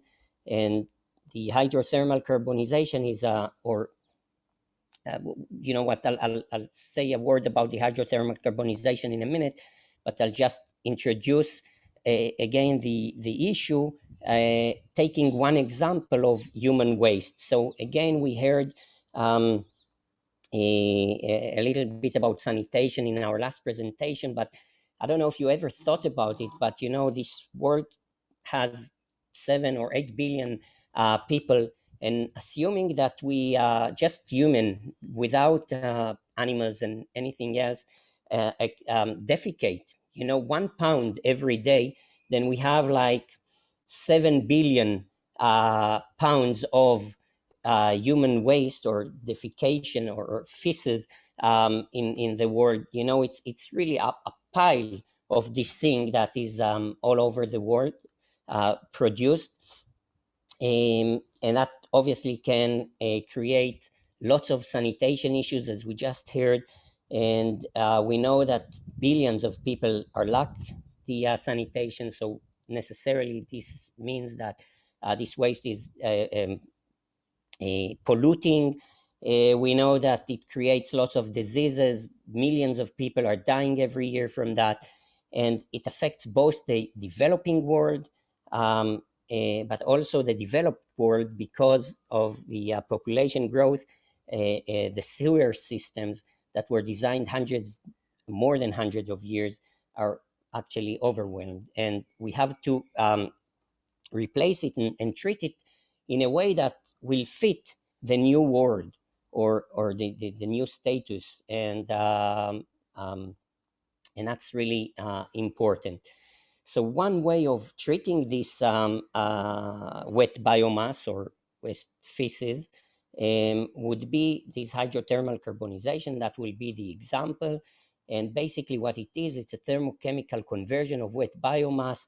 Basically, we take the wet waste, putting it into a reactor, a pressure cooker, heat it, this pressure cooker, to 180 or 200, up to 250 Celsius degrees, and obviously that's under pressure because it's a pressure cooker, and heat it for several minutes to, at times it can be hours, and by that we convert the material, the waste that is there, the sludge that is there, into different type of compounds.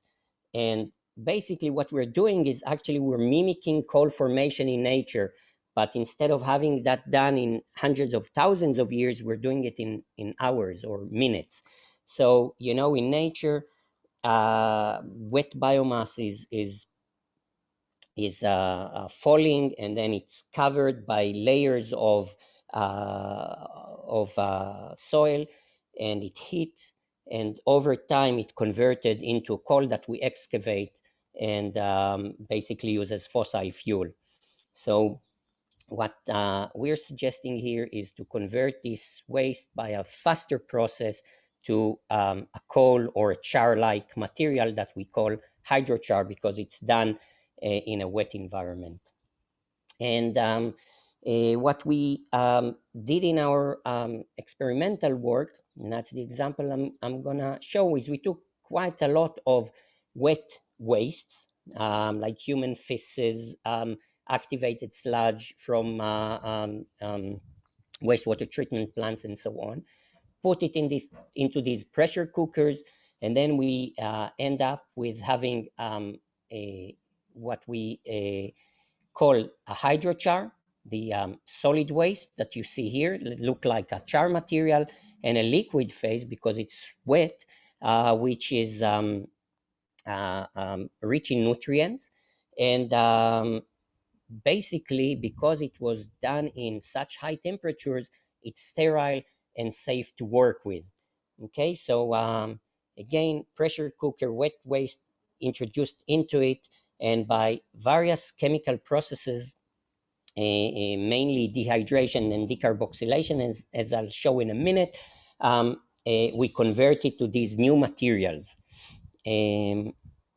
So I don't see it here, so I'll move it. Okay, so the calorific value of these solids that are there resemble coal. I'll show that in a second. And the liquid has a coffee odor, but it's rich in nutrients. And most importantly, the energy demand that it takes us to heat this waste is actually only 20 or so percent of the energy that is found in this chart. Okay, so we basically have a net positive energy balance by this process, and that's why it's so attractive. The pilot scale is basically look like you know, a reactor that you see in the picture, and this is a 50-liter or a 10 gallons reactor, about a little bit larger than that, and it's basically the type of reactor that that's how I envision the new toilet, for example, later on. So it be some sort of such a reactor that will do our things into this pressure cooker, cook our stuff, and get this coal and sterile fertilizer or a rich nutrient solution. And what happens through this process is we can characterize the materials by different ways, but a very typical way of characterizing these wet biomasses is by the ratio of oxygen to carbon and hydrogen to carbon. And what we see is that typical biomass, such as in this case chicken litter, but cow manure will be here, human feces will be somewhere here where my cursor is, has a certain ratio of oxygen to carbon and hydrogen to carbon. And as we heat this material in this pressure cooker, two things happens. One is dehydration, and it's not really that water is coming out, but really hydrogen and oxygen are coming out from the molecule, or being taken out from the solids at a much higher rate than the carbon. So the material, the solid, become carbon dense, and the same thing happened to the hydrogen and to the oxygen, and basically the ratio goes down to a characteristic of coal, as you can see here. So this is what happens to the chicken liter ratio after heating it, and that's where it started from here. That's the raw material, and that's the carbonized material. Another thing that happens is we lose some carbon, which is basically energy, to CO2 through decarboxylation, but this is a much smaller process. So basically we manage to gain 90 or more % of the carbon into our dense coal or char. When we look at the char combustion properties, and this is really important, I'm not going to go into this too much into this graph, other than saying that if you see the red line is the hydrochar, which is this one here, and the subbituminous coal that is excavated from the land, from coal mines, is this brownish here, and you can see that it's pretty much similar. And we actually know that for many resources, we can actually use this char directly into current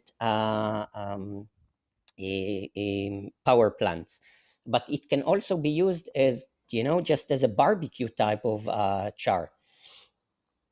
When we look at the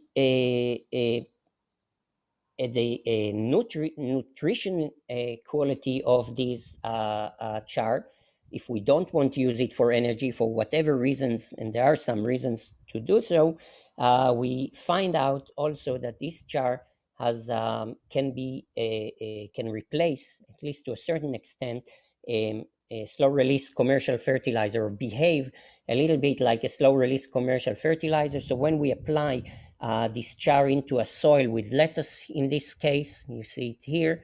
So we mixed the char with the soil and just irrigated it with tap water.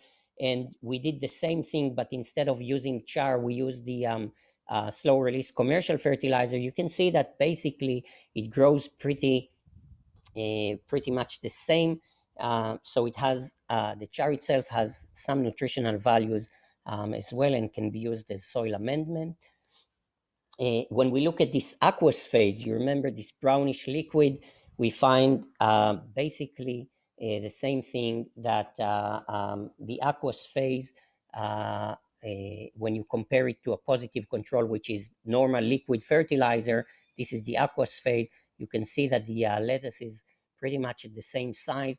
And when you look at the negative control here, which received only limiting amount of nutrients, you see that it didn't grow well. And you can see that also in the figure. So this is dry weight on the y-axis over time. You can see the yellow is the negative control, and the positive control, and the aqueous phase is pretty much the same. So it has nutritional value and can be used for agriculture. So it took wet waste and converted to a resource, basically, by this thermal carbonization, and that was done by in a process that if we use the char for energy, it would be a net positive balance. So the other thing that we looked at is how we can use this liquid to grow algae, in this case, again, as a nutrient solution for algal growth. And we see the same thing like we saw with the lettuce. If we use the liquid, you see time here and biomass of algae, and you can see that if you use the aqueous phase from the hydrothermal carbonization process, the algae grows really well, and this control is nutrient solution. So it also grows at the same rate. And you also see that the brownish water that we started with were actually cleared and became almost transparent, so they can be reused for any other purpose like irrigation, or even wasted into the environment if for rivers or streams, etc. The other thing that we found, that not all the resources or not all the waste produce the same quality, and there are some type of waste that actually produce inhibition when we look at the when after this process. And this is one example from a certain waste that produces inhibition.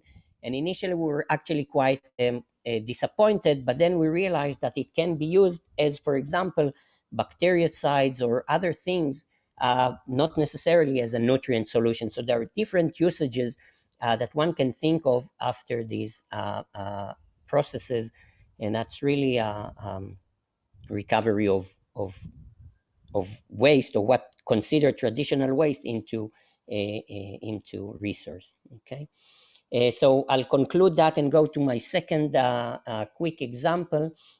I would say that the hydrothermal carbonization is quite an attractive alternative to wastewater sludge treatment that recover energy, nutrients, and water. The solid phase, it contains about 3 to 5 times more energy than needed for its production. So, and it produces a coal-like energy. And all the hydrothermal carbonization products or phases, like the liquids, are sterile and can be reused safely. And at this time, we actually can move these technologies into the industry.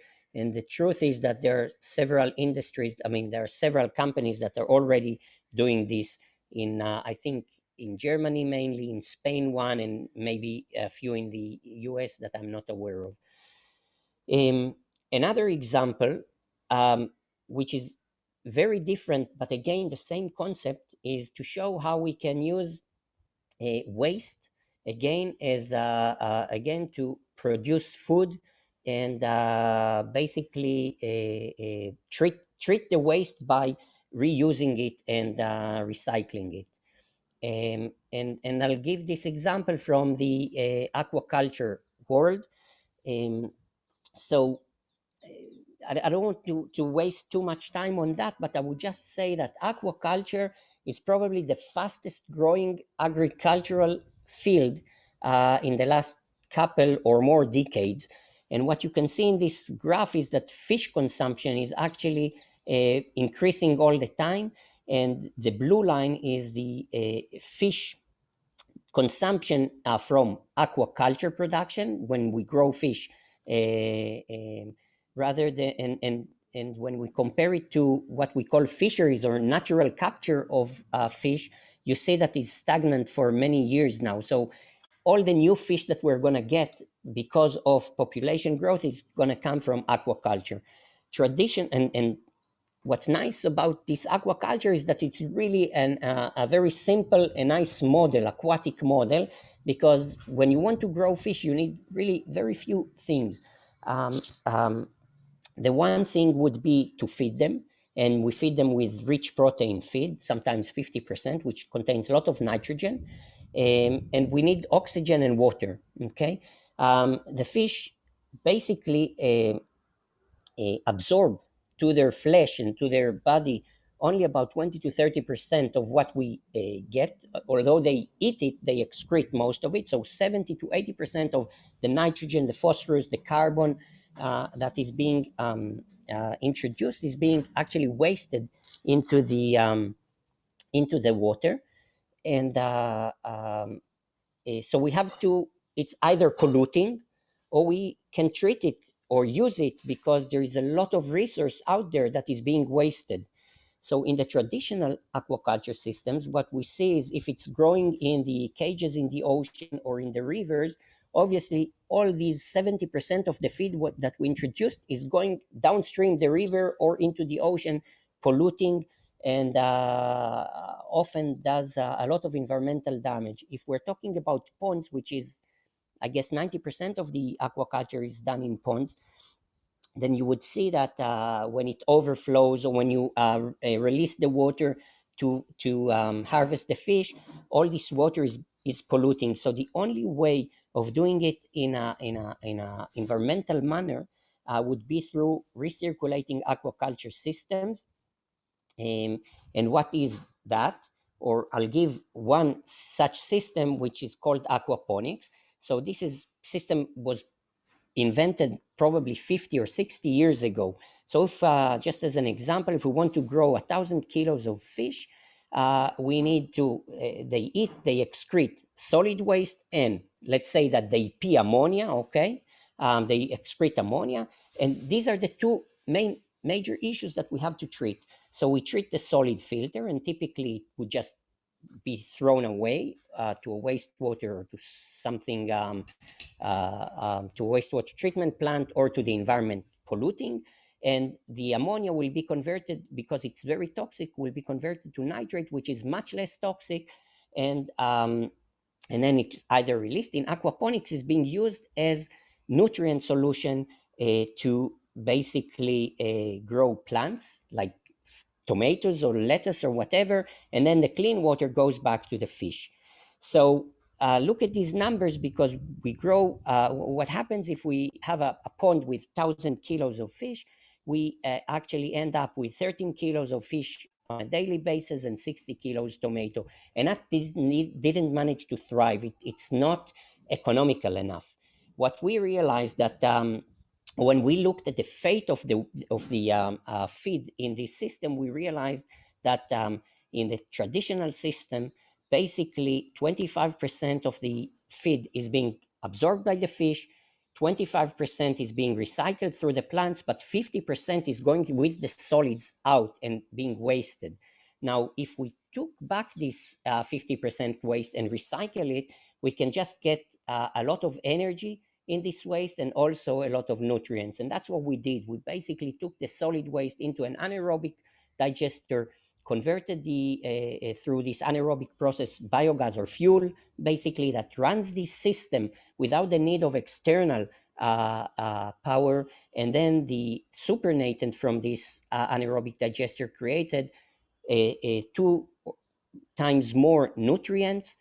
So we could multiply by 3 almost the size of the hydroponic bed. So by saving, and obviously save the water. So by saving water, energy, and nutrients, we managed to create a system that is almost a standard, not almost, it's a standalone, and basically creates no waste. When we started to do that, we realized quite quickly that we have still waste that we didn't use, because this waste was actually from, if you pick up the tomatoes, you still have the leaves and the roots and all that.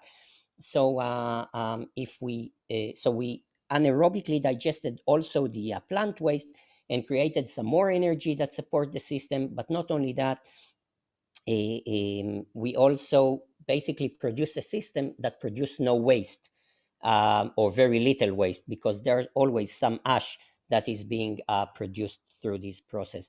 So another example how waste can be recovered fully and save water, energy, and nutrients, and basically produce a lot of food, or much more than traditionally is done per unit area. So in this case, we could have produced, instead of the 60 kilo with the traditional units, 250 kilos of tomatoes. And I'll show you the system. That's how the pilot look in our labs, in our greenhouses. So you have the fish tank, the solid filter, the biofilter that converts ammonia to nitrate. The solid goes into anaerobic reactors. All the nutrients go into the plants, and you see how well they grow. And all the roots and the uneaten leaves and so on go into another digester, producing some more energy to support this unit. These slides I would skip, because it just demonstrate that we have enough nutrients in the water and enough energy, but I don't think it matters for the concept. So in conclusion, I would like to say that waste recovery via aquaponic was demonstrated. We just demonstrated that we can do a full on-site waste treatment with efficient recovery of nutrients and energy. It's an off-grid operation, so we don't need external energy from the grid. So it can be done in Africa or anywhere there, remotely from grid electricity. It doesn't need any soil, because the plants are growing hydroponically. It needs very little water, because water is fully recycled, and plant biomass was significantly improved from the original, from current hydroponic or aquaponic technology, or what's out there. And I didn't talk about that, but there's a lot of reduced greenhouse gas through these systems as compared to the traditional units. So with these two examples, I basically wanted to show how one can rethink or shift the current paradigm of just treating and wasting or releasing the waste into systems that can recover energy, nutrients, and water while producing food. And I think this is the kind of thinking that we must take in any future development, and introducing lots of decentralized solutions, I guess, into current centralized. So to integrate the decentralized solutions into the centralized ones that we have, and basically run hybrid systems in the next few decades. And obviously that fits very well with the paradigm studied by CoWERC. And there are lots and lots of, I'm doing the talking, but actually there are quite a lot of colleagues and students that did this work for many years. And yep, thank you all for listening. Thanks so much, Amit. That was tremendously information packed, and I know there's so much interest in this shift from, how we get to a hybrid system, how we merge elements of the centralized and decentralized, and most importantly, shifting from this treat and release to the capture, recover, reuse. I know that's captured everyone's kind of imagination and hopes for the future. So I want to go back. We have quite a few questions from the audience. And just to go back for a moment to your first example in the HTC. So one of the promises here is obviously the energy that is available. And when you're doing those estimates and trying to understand how much you can get out of the wastewater, are those estimates like the practical extractable amount, or is it absolute? And what's maybe the delta in between those when you're trying to think about what's the potential here of those systems? Okay, so this is really a scale issues, and it's what I showed is the potentials, but it's actually something that we measure. Though when we measure it, we didn't include some things that will have to be done and will change from place to place. For example, drying the char can be done in the sun if it's in a desert area like ours, so it needs no energy. Where if it's in Norway or I don't know, in Chicago, maybe it will need some drying before it can be further treated. So it's hard to quantify. So that's why there is a range, but it's definitely going to be a positive net energy balance after, for most scenarios. I cannot commit that for scenarios, but basically that's why it's very attractive, because treating waste we can do. We can convert it to anything we want. The question is how costly it is and how environmentally it is, and so on. Right. And what is the sort of capacity that people would need to do that sort of analysis and assessment? I mean, the sort of techno-economic assessment of how it would fit. Is that easy and practical for most, different places to do that? Well, with CoWERC, we have Jennifer. So yes. yeah, I truly hope that she will help us with that, even more than we already did. And I'm not sure how simple it is, but it's not difficult. It's definitely something that any economist can right. do. Yeah. Right. Well, and I'm thinking, I mean, that's a lot of what we are often thinking about at Current, is how we can help to assess the relative cost of different components in different kinds of settings. And so it's exciting that that's sort of the frontier and the work ahead here. Another question about the system. What is the adaptability to more remote communities? How does this compare to anaerobic digestion or a home biogas solution? If you're thinking about how you could adapt it to remote and developing environments, like we just heard a lot about the Sub-Saharan Africa context, for example. So I would say that it's doable in remote areas. I don't think it's an issue at all. I do think that there are some technical obstacles to pass, to go over, or to overcome, because it's a pressure cooker and it's high temperatures. but I think it can be sort of a kit. And actually, we're aiming to build such a thing in a remote farm in Israel. And the reason I think it's a way better solution, even though it's a little bit more expensive to begin with until it becomes widespread from a biogas solution, is because after having the biogas, you still have lots of problems with waste that is not fully treated.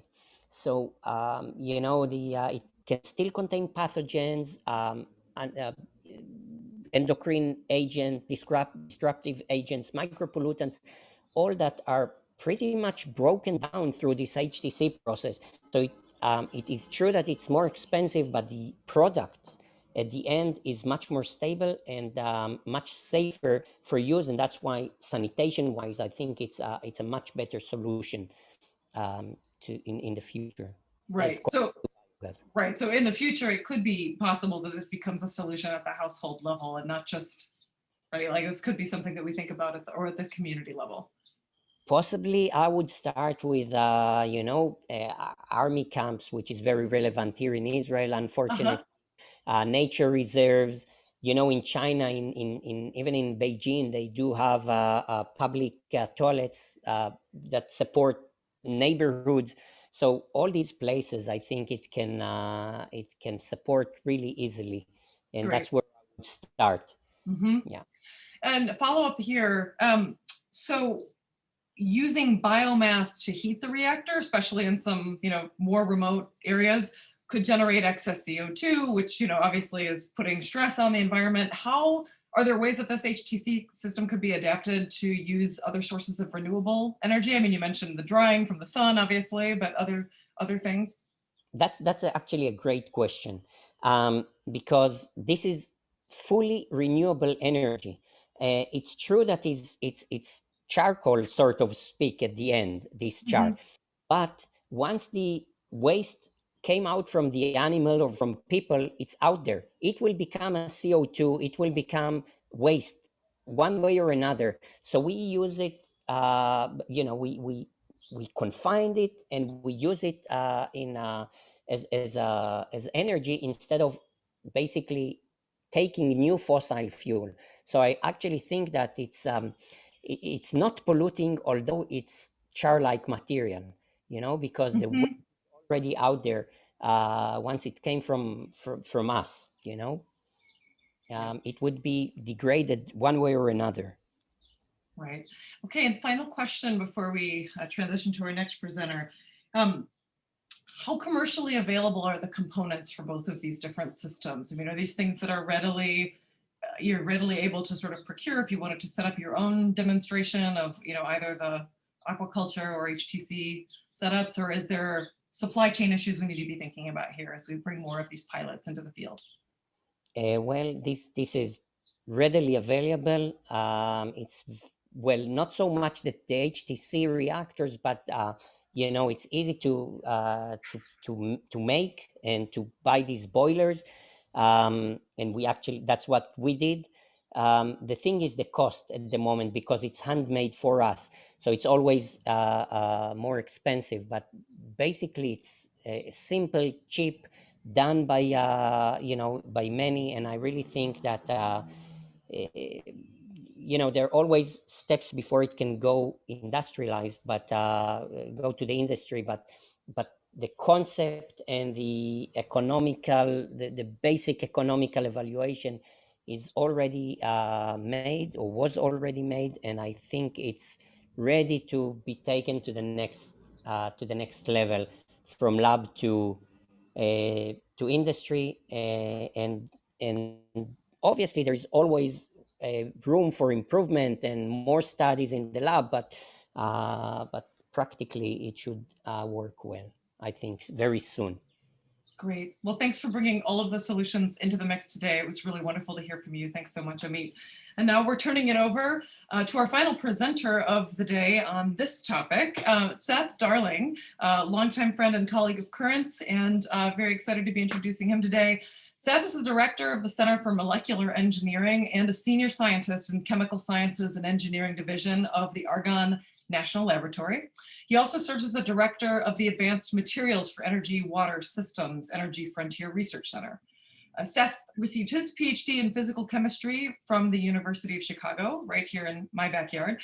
And his group's research centers around molecular engineering with a very current emphasis on advanced materials for cleaning water, having made previous contributions in fields ranging from self-assembly to advanced lithography to solar energy. Seth has published over 140 scientific articles, holds over a dozen patents himself, and is a co-author of popular books on water and debunking climate skepticism. He also lectures widely on topics related to energy, water, and climate. And importantly, since we're talking about water innovation, I have to mention that with his colleagues at Argonne, Seth actually invented a new materials synthesis technique called sequential infiltration synthesis, which has found applications in many areas ranging from nanolithography to optical coatings to advanced sorbents and membranes. And he led the team that received the Project Excellence Award from Argonne's Energy and Global Sciences Directorate for its work on the oleo sponge, which has garnered extensive media and industry attention and won multiple R&D 100 awards. So an innovator in his own right for sure, and here to share more emerging innovations in water technology, Seth. Thanks very much, Elena, for the generous introduction, for the opportunity to talk to you all. Good morning to the folks here in Chicagoland. Good evening to those of you in Israel, and good day to anyone else wherever you may be. I'm Seth. I think my title here is slightly different than what I had given on the agenda, but the topic is basically the same.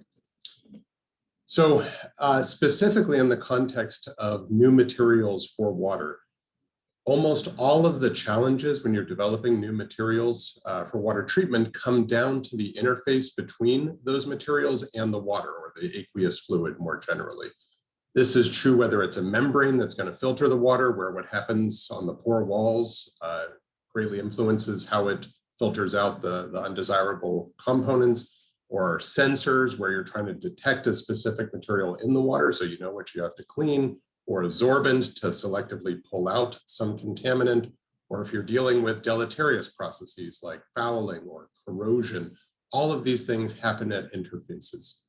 And therefore, controlling those interfaces and understanding them is what's gonna be necessary to push innovation in this space. The challenge here is that interfaces are really, really complicated. I love this quote from the great scientist Wolfgang Pauli. He said, "God made the bulk. Surfaces, or we can say interfaces here, were invented by the devil." And by that, he meant they're just devilishly complicated. We understand kind of bulk materials relatively well, and we understand bulk water and aqueous fluids relatively well.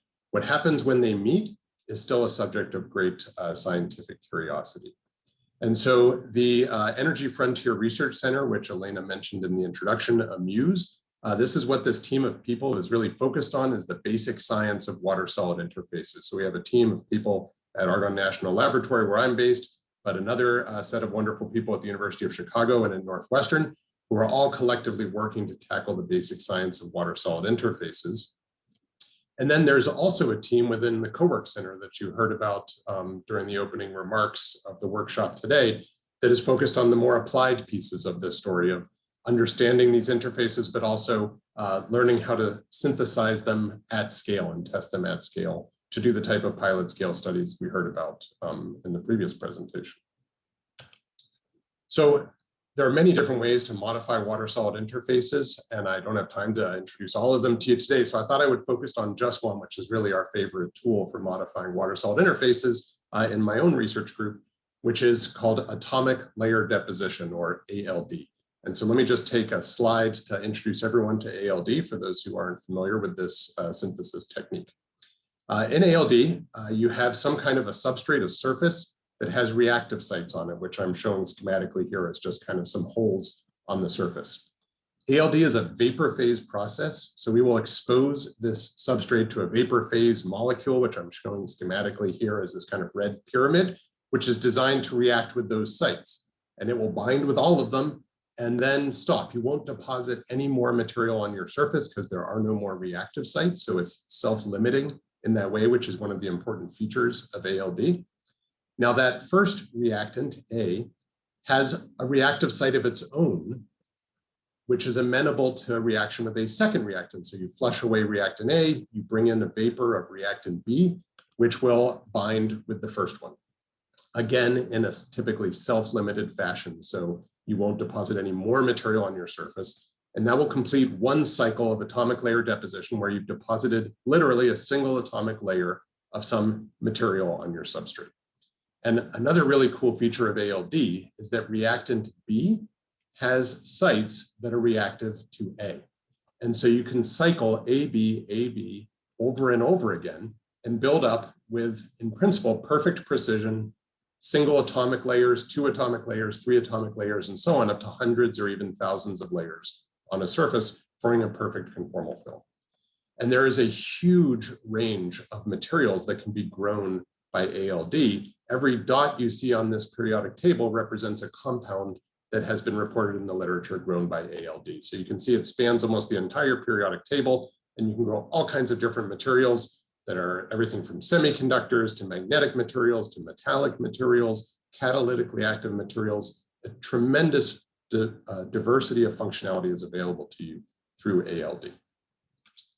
So I'm going to show you various ways in which you can use ALD to modify water-solid interfaces to give you better water technologies. And we're going to start with the area of membranes.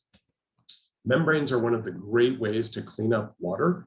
Membrane is basically a filter, so it has pores typically that will allow something to go through, in this case, most often water, but will block other things that you're trying to clean out of the water.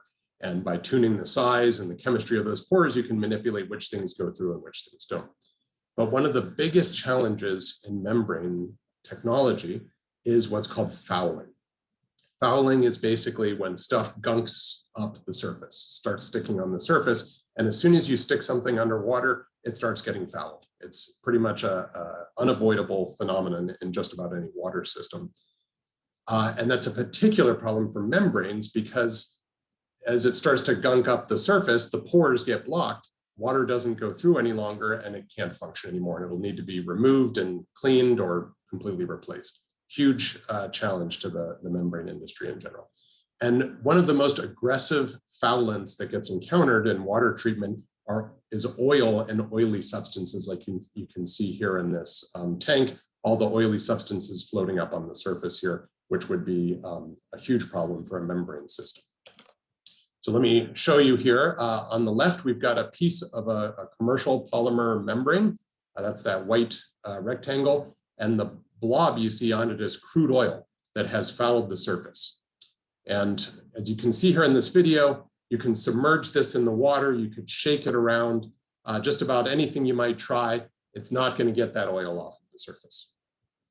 You can take that same commercial polymer membrane and use ALD to put a very thin layer of a coating on the surface, and it will remarkably change its properties, as you'll see here in the video on the right, where the crude oil just instantly lifts right off the surface, leaving behind a pristine polymer membrane that can still perform the separation that you need. So how does this work? It's not magic. It turns out that certain coatings that can be grown by ALD, like the tin oxide shown here at the top or the titanium dioxide shown here, will very tightly bind water. So when it's put in water, it forms a hydration layer or even several hydration layers at the interface that protect the surface from the oil. Whereas certain other materials like say aluminum oxide, something else you might be able to grow, doesn't do that. These are snapshots from molecular dynamic simulations showing water equilibrated over the surface. And just by eye, you don't need to understand computational chemistry, you can see that these two slabs at the top have tightly bound hydration layers, whereas the one at the bottom doesn't. And it's that water that provides your protection. Now, of course, that was just a membrane being submerged in water. The question is, does this actually work while you're doing a filtration process? And it does indeed. So here is a filtration cell with crude oil emulsified in water. So it's this brown goop, basically, which gets pushed down through the membrane. And you can see the pore size of this membrane was selected such that those oil droplets are larger than the pores, so they won't go through. So the feed is dirty and the permeate coming out the other side is clean. But plotted here, we have the flux of water, the amount of water per time going through the membrane. And what you see is that it plummets. And that's because the membrane gets fouled by the oil. and you can rinse that membrane with water and you'll see no recovery in the flux. That's the original membrane.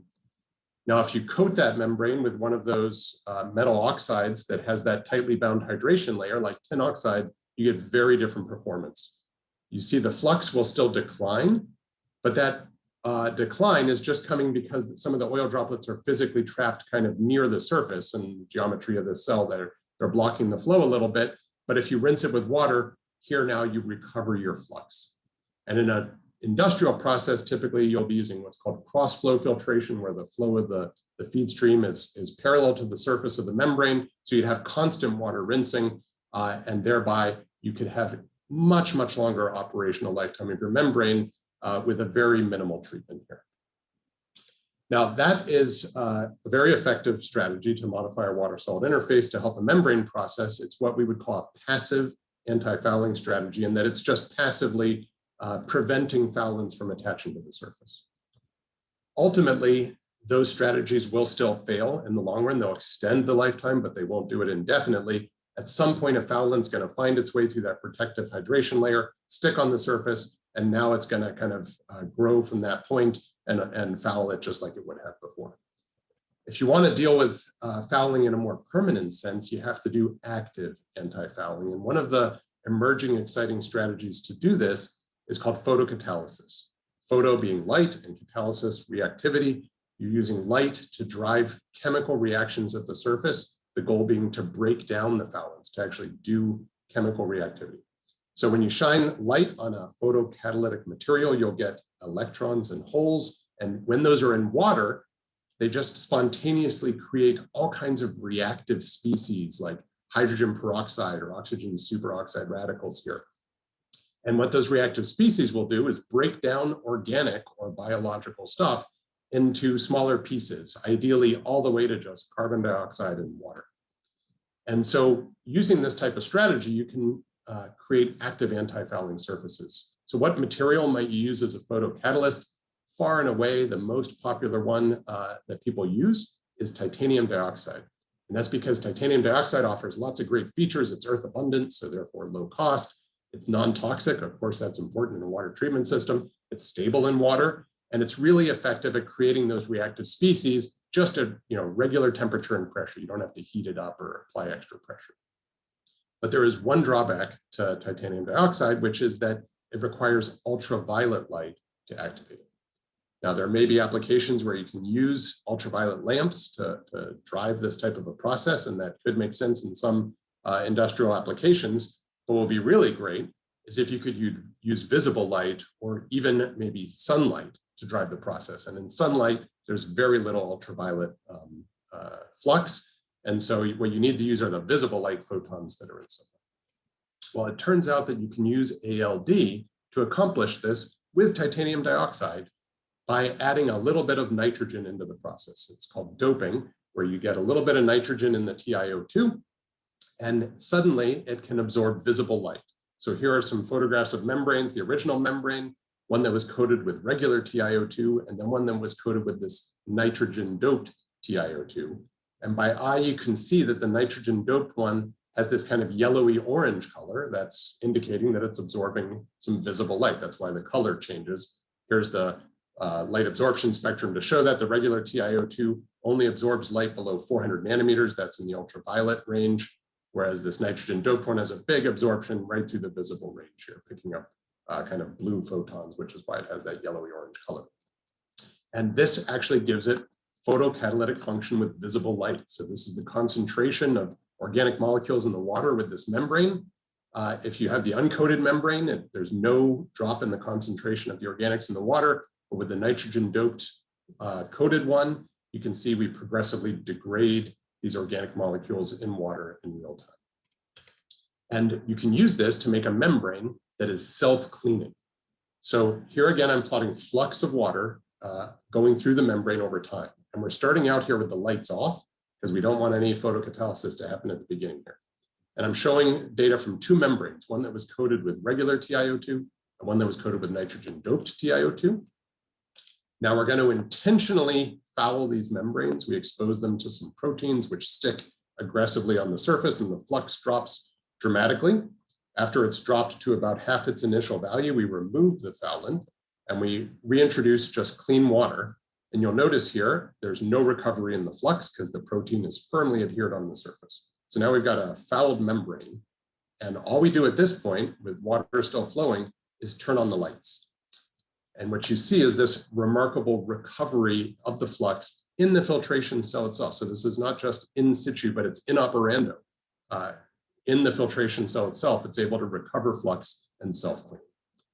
That was a very heavily fouled membrane.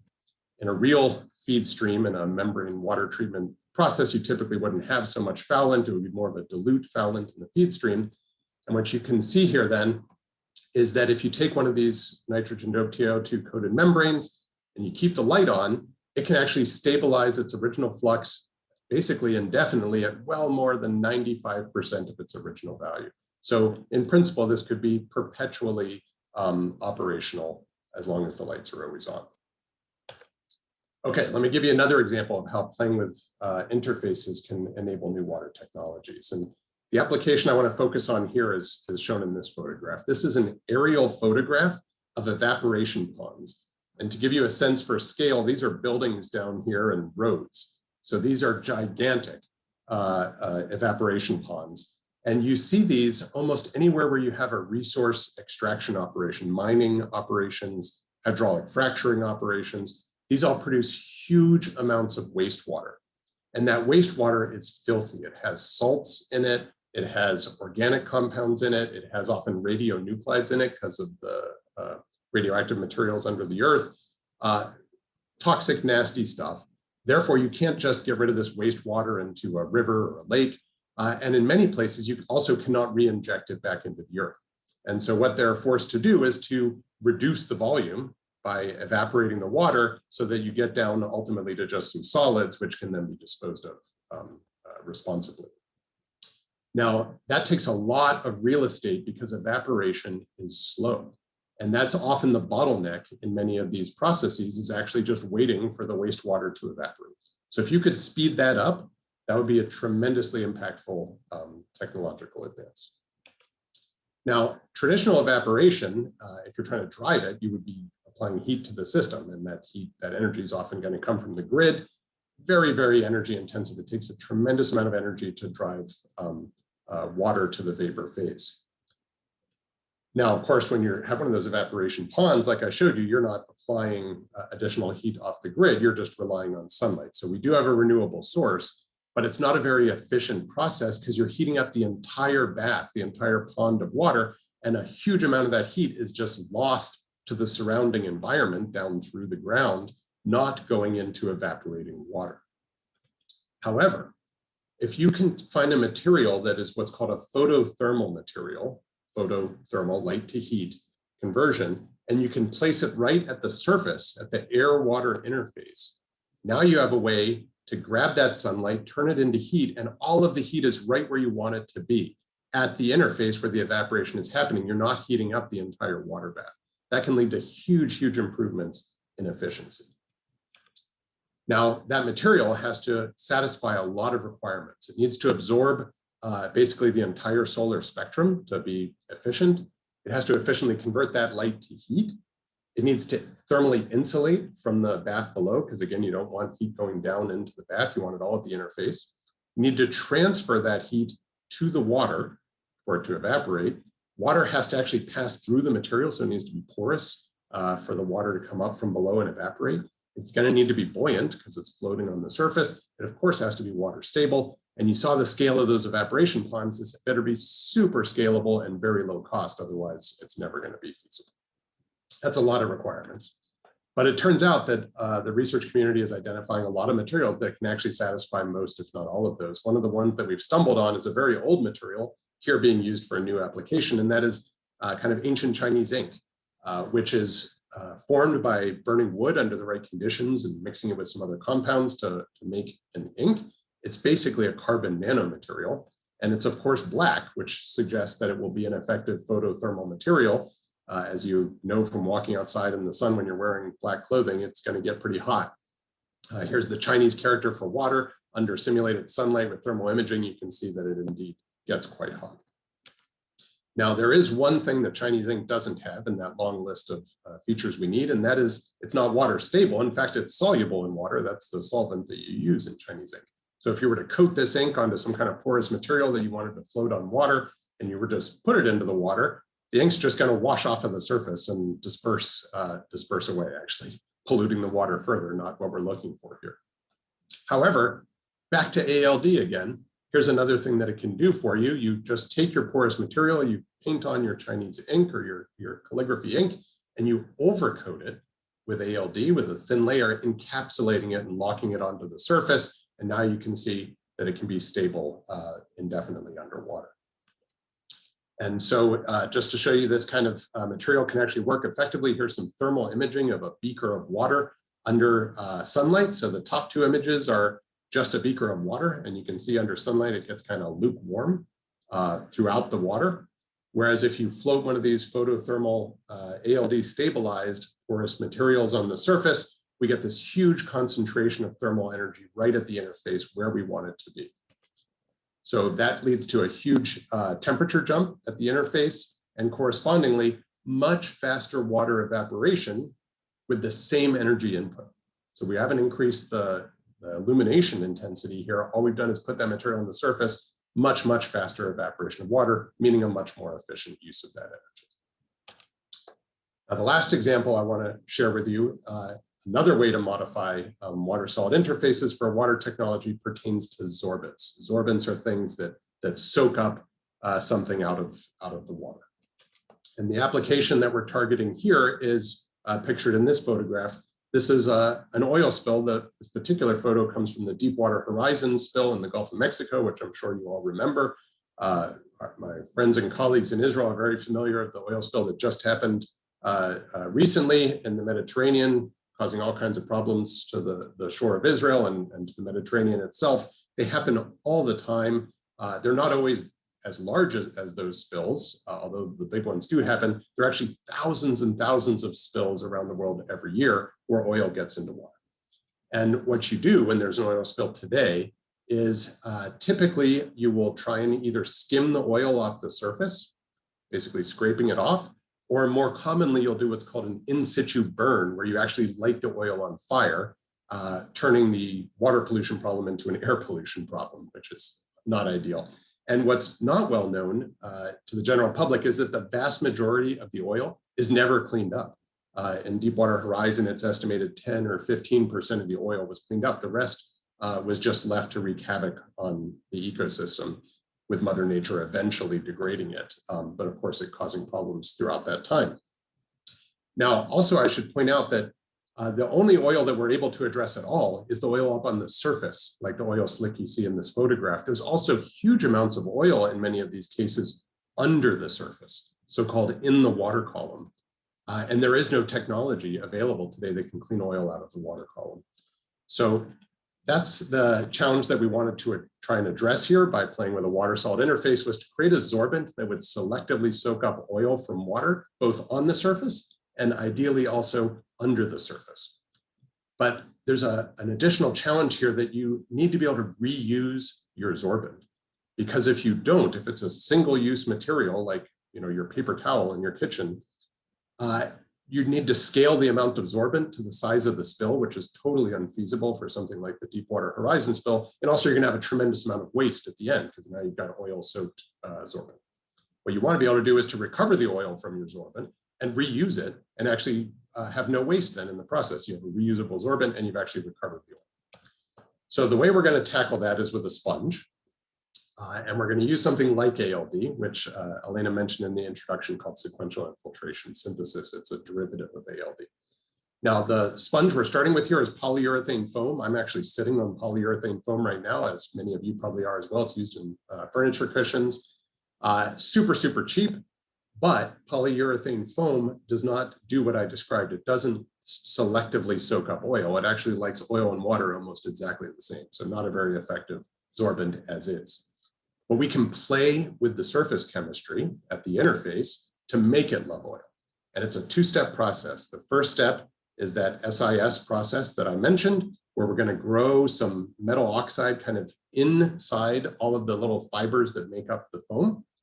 Now we're doing that not because the metal oxide loves oil, but because it provides a binding site for the next step, which attaches molecules to the surface that are oleophilic. That means oil loving.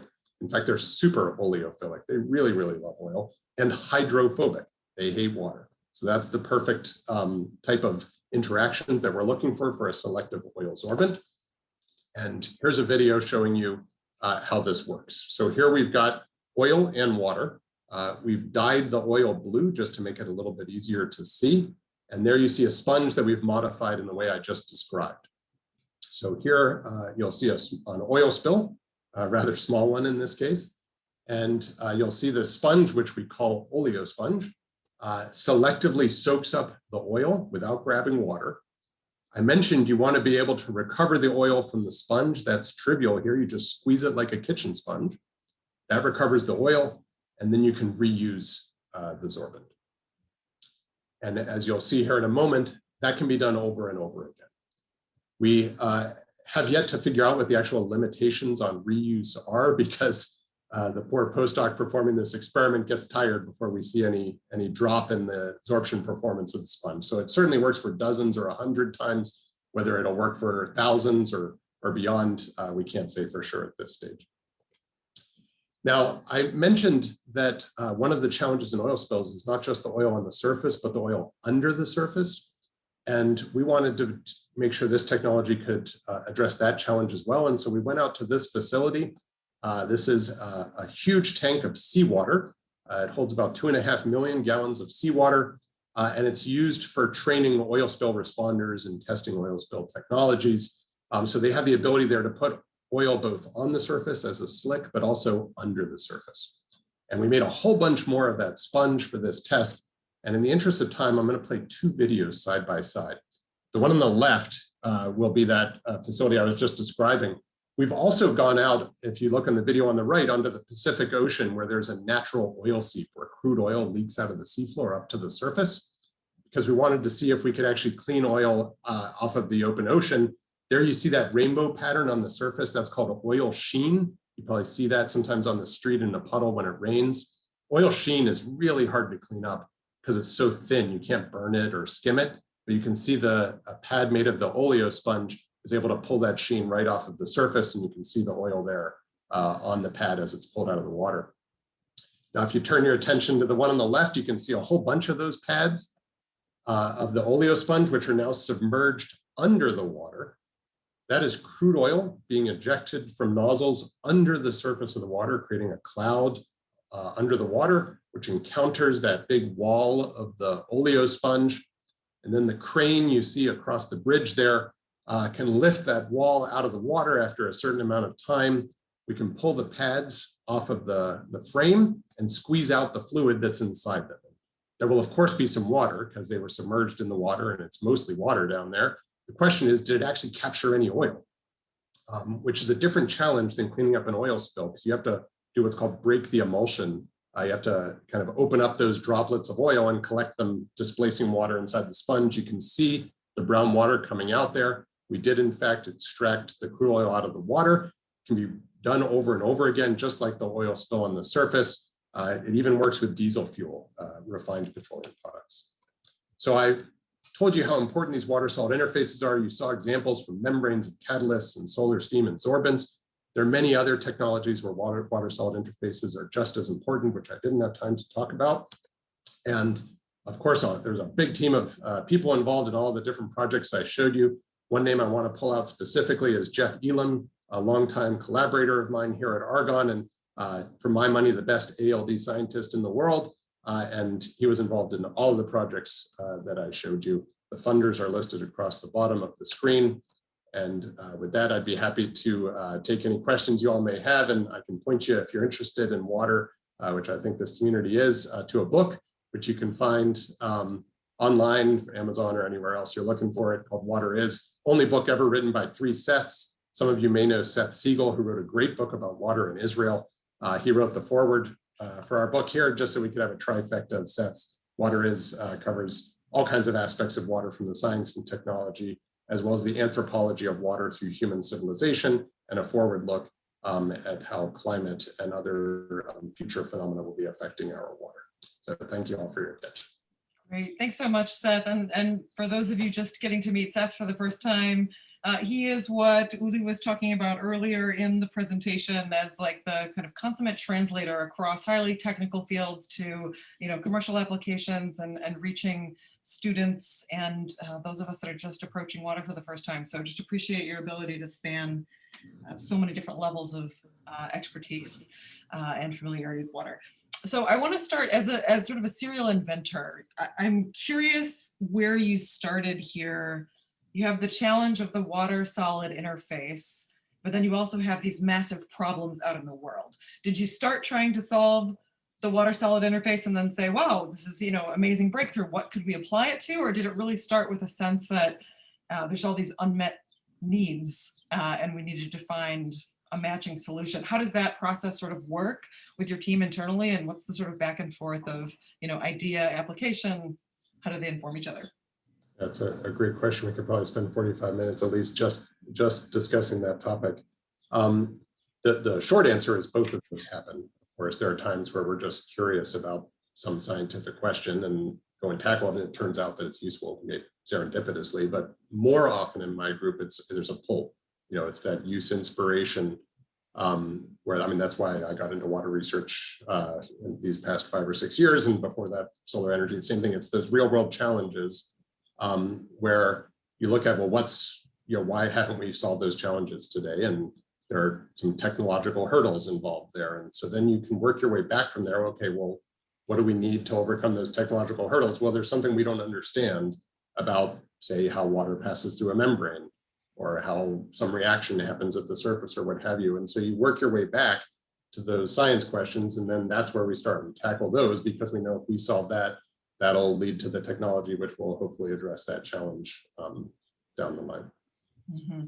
So what about the flip side of that? So now you've got the breakthrough, but figuring out how to bring it into the real world and match it in practice, if not in theory, with the actual, whether it's a large industrial application, you gave several examples of that. What are some of the challenges with bringing a technology like this into the market? Because there's a high cost of doing this. It could be slow. It's hard to scale up to the level of industrial application. Can you shed some light on some of those issues? Yeah, so, and this probably even better than I do, Elena, but yeah, hard tech is a long slog from kind of breakthrough, that word gets overused, but we'll say that breakthrough in the laboratory to, a product out there in the actual marketplace. In many cases, that's going to be, 10, 20 years, unfortunately. You can look through many technologies. That's been the case with lithium-ion batteries and so on. It's often many years from that initial kind of inspiration all the way to the point where it's a technology, and that's because it's hard to scale up materials technologies. And in many cases, the more innovative they are, the harder it is because you need to develop new manufacturing techniques. So take the example of oleosponge. We use that SIS technique to make it. SIS has never been done at an industrial scale ever for anything. That doesn't mean it can't be done. It just hasn't been done. And developing that capability takes time. And you have to find the right commercial partners and so on. Now, there's an additional phenomenon in kind of the water industry that adds an additional hurdle here, which is risk aversion. And it isn't meant as an attack on the water industry. It's there for a good reason, which is they have technologies that work and deliver, water that meets the needs. And there is a risk with changing that technology. Even if it's better, cheaper, more efficient, what have you, there's going to be a risk when you put that new one in there that it could potentially, give someone water that's not safe, for example, in their home, if it didn't work properly. And so you can prove to them, in principle, this is going to work better, save you money, save you resources, be more sustainable, but they may still not want to implement it because what they have works well enough. So that is something we all need to work on as a community, is continuing to inject progressivism, if you will, into the water industry. Mm-hmm. Well, and there are lots of examples of trying to sort of start to de-risk by creating smaller pilot instances, documenting what works in certain contexts. But what are some of the other, I guess, solutions or bright spots on the path to commercialization? Because it can seem very daunting to organize the market, to show the demand, to get to the, how do you work with the supply chain? but we do have a lot of the building blocks. I mean, just thinking about here in Chicago or with our bilateral partners that are represented here today, what are some of the ways that we can start to overcome those hurdles on the long path? Yeah, well, I mean, your organization, Atlantic Current, that you guys are situated to do that, to be the convener, to bring the parties together and to help match up, innovators who have these ideas at kind of lab or small scale with, for example, test beds where they can be shown at a scale out in the real world, potentially real wastewater streams, partnering with, say, the municipal water treatment organizations that will ultimately be the ones who will implement it. And, they're the ultimate customer, if you will. If they're excited about it and believe it's going to work, then the manufacturers who actually can make enough of the stuff for it to be a product are going to be much more likely to invest in the infrastructure required to make these things if they know there's a customer out there ready to buy it. Yeah. Well, that was not intended to be a tee-up to plug Current, but it is why innovation hubs like Current all over the world actually do exist to try to sort of help improve, make more efficient markets for water technology, because there are a lot of inefficiencies built into the system and opportunities that do need to be overcome through the sort of better, more tailored matching and thinking about the specialized intermediaries. It's why we're interested in developing partnerships with our specialized manufacturing hubs here, because we are thinking a lot about these supply chain issues. But yes, really, really important work to do. Are there other applications beyond the industrial that you mentioned that could be, good uses for this sort of, new materials and the ALD technology in particular? Like I'm thinking about just even consumer goods applications. Sure. I mean, yeah, when those oleo sponge videos went viral a few years back, we got inquiries from a lot of sectors that we had not anticipated. So of course there were folks who saw the oil spill opportunity to deal with that particular challenge, but there are lots of other places where you need to do those types of separations. I mean, the food and beverage industry is one, but outside of industry, cosmetics, all kinds of places, household applications, there are all kinds of ways in which those types of technologies could be useful. And in some ways, back to your question about commercialization, that can be the pathway to deal with the oil spills. Is, well, let's start with a smaller niche market where it can tolerate a little higher initial price and so on while you prove out the technology, and then work your way back towards the original intent of something like oil spill response. Right, and I think you hit on something that is one of the defining challenges of why water technology in particular is hard to commercialize, because it is applicable to so many different industries. So there's not one organized, constituency that's demanding it. It's actually very cross-cutting. Food and beverage, all these other different industries that could be using it. And I think so often the things with the highest public benefit, like these industrial cleanup operations that you're talking about, are the ones that need to be, as you said, subsidized by higher price. I'm sorry about that. I don't know where that's coming from. Let's see. Everybody's muted. Okay. Sorry about that. Great. So in wrap up, I did have one very technical question about the ALD process itself, and how much does the ALD layering itself actually interfere with just like the baseline filtration capacity of the pristine membrane on its own? Like, is there a lot? Good question. So it actually can help somewhat counterintuitively. So as you're doing that ALD process on like a membrane, you're coating the pore walls. So you're narrowing the pore walls, which you would think would be a problem because it's going to be harder for water to go through smaller pores. Although you can also use that to tune the pore size to block something. But it turns out though that because many of these materials are more hydrophilic, like water more, that's why they have this tightly bound hydration layers, that makes it actually easier to push water through the pore, even though it's narrower, counterintuitively. So it turns out it saves you energy too. So it gives you fouling resistance. I didn't mention it, but the actual flux of water for a given pressure going through goes up instead of down. So it's an ancillary benefit. Mm-hmm. And then final question, are there components that you see that are like the most ready for bringing the price point down? Like, are there pieces of this technology that you think are like really ripe to pick up and become slightly more cost effective, and others that aren't? This is really what the CoWERC team is focusing on here, is taking it from these kind of lab scale batch processes of coating membranes to a roll-to-roll process that's being built out here at Argonne as part of CoWERC. That's going to take a roll of commercial membrane, run it through in continuous fashion, coating on these materials. And once we can demonstrate that and quantify, the consumption of the materials and energy expense and all of that, we can get a really accurate techno-economic assessment on this technology and determine, is this thing going to make commercial sense out there in the water industry or not? Great.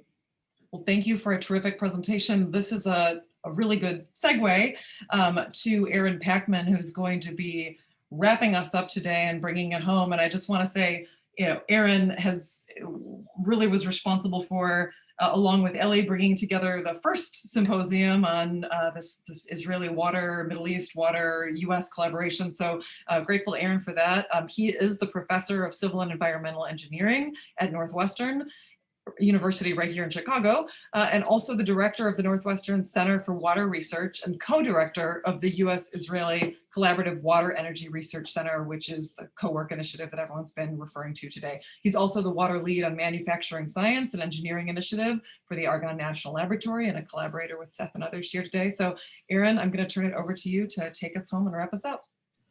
Thanks. Thank you, Elena. And I'd also like to thank all of our speakers for the very interesting talks and a fairly detailed discussion as well. I'm just going to make a few closing remarks. It really struck me how much this year's Water Symposium has a global scope. We had 4 speakers representing 3 continents. And this is really no accident because water challenges have a global scope. With increasing pressure on water resources from population and from climate change, we're seeing in the news increasingly threats and disruptions and water insecurity in many places around the world. The effects of global water challenges are really felt at the household scale. And this has far-ranging consequences for health, for food and nutrition, for income and education. And I'd like everybody to think about what your education would be like, or what your job would be like if you had to spend 4 hours a day just collecting water. Clearly also, this household scale water insecurity has far-ranging consequences in terms of things like COVID response, the ability of individuals and communities to respond effectively to COVID, and also global consequences in the results of involuntary migration, which is people displaced because they don't have sufficient access to water. And there are indeed serious concerns about this increasing in the coming years. One thing that struck me from the morning session is that our ability to address these challenges depends very strongly on infrastructure. And infrastructure, most people would think about as, say, roads or bridges that are municipal, but water infrastructure spans national, municipal, and household scale. Both Uri Shamir and Bernard Ekema address this at different scales, from the regional to the national to really the individual homes. But it all comes down to the ability to invest in some kind of water infrastructure to collect, treat, and then distribute water for local use. Now, the second session showed us that there are potential solutions for these problems, and they exist from the molecular scale to the regional scale. We have seen from the last talk from Seth Darling that there are new strategies, truly novel strategies based on molecular and nanoscale control of interfaces, and this uses extremely high-tech approaches. This was addressed nicely in the last discussion there, that Seth and his colleagues are really pushing the science of what we understand about aqueous interfaces. And there's a very large pathway to turning that into functioning water technologies. And there are teams of people getting together around the world to address these challenges. Amit Gross then addressed something completely different at a very different scale, linking water and energy systems. And this reflects an overall re-examination of our overall societal approach to wastewater. So wastewater obviously is viewed as a waste product, viewed as something harmful and gross, but it is increasingly being viewed as a resource. And that is because of the energy content, the nutrient content, the potential to recover commercial products. And so there are many people developing these partnerships to examine new ways to put together multiple technologies to achieve overall savings of energy and cost to make the whole infrastructure system much more efficient. I would also emphasize that there's a common aspect of everything from the molecular scale to this large system scale, and that is turning innovations into infrastructure requires partnerships. And this was addressed in, I would say, every talk today, that you cannot implement a new solution for water on your own. And even at the most basic level in terms of developing the science, testing it, making sure that it works, testing it in real conditions, again, that means working in partnership with municipalities and water utilities. That takes a lot of effort. And for the symposium, our main, or one of the main aspects is that both current, that is Elena's organization, CoWERC, which is the center that Moshe and I co-lead, are really focusing on this aspect of innovation, primary innovation and truly new approaches, scaling up and testing them. And this will help to address the gap that we see currently, the lack of truly high-tech water solutions in place today. And lastly, I would like to emphasize that water security at every level requires cooperation. Water resources are generally a regional issue, and that was addressed by both Uri and Bernard in very different settings, but it's a regional issue that requires some regional scale cooperation and development. Technology development also, that is turning the new materials and new technologies into actual functioning infrastructure, requires cooperation amongst many sectors. So the deployment and operation requires cooperation societally. It requires good governance to make sure that these things function well. It requires some stability to ensure that investments are made and the results of the investments turn into practical benefit. So in closing, I would like to emphasize that water solutions must be global, just as the water challenges are global. And in a time of increasing fragmentation, like very fragmented response to the COVID pandemic and conflicts currently in the Middle East and elsewhere, really cooperation is going to be required globally and regionally to ensure that we can develop and deploy effective water solutions.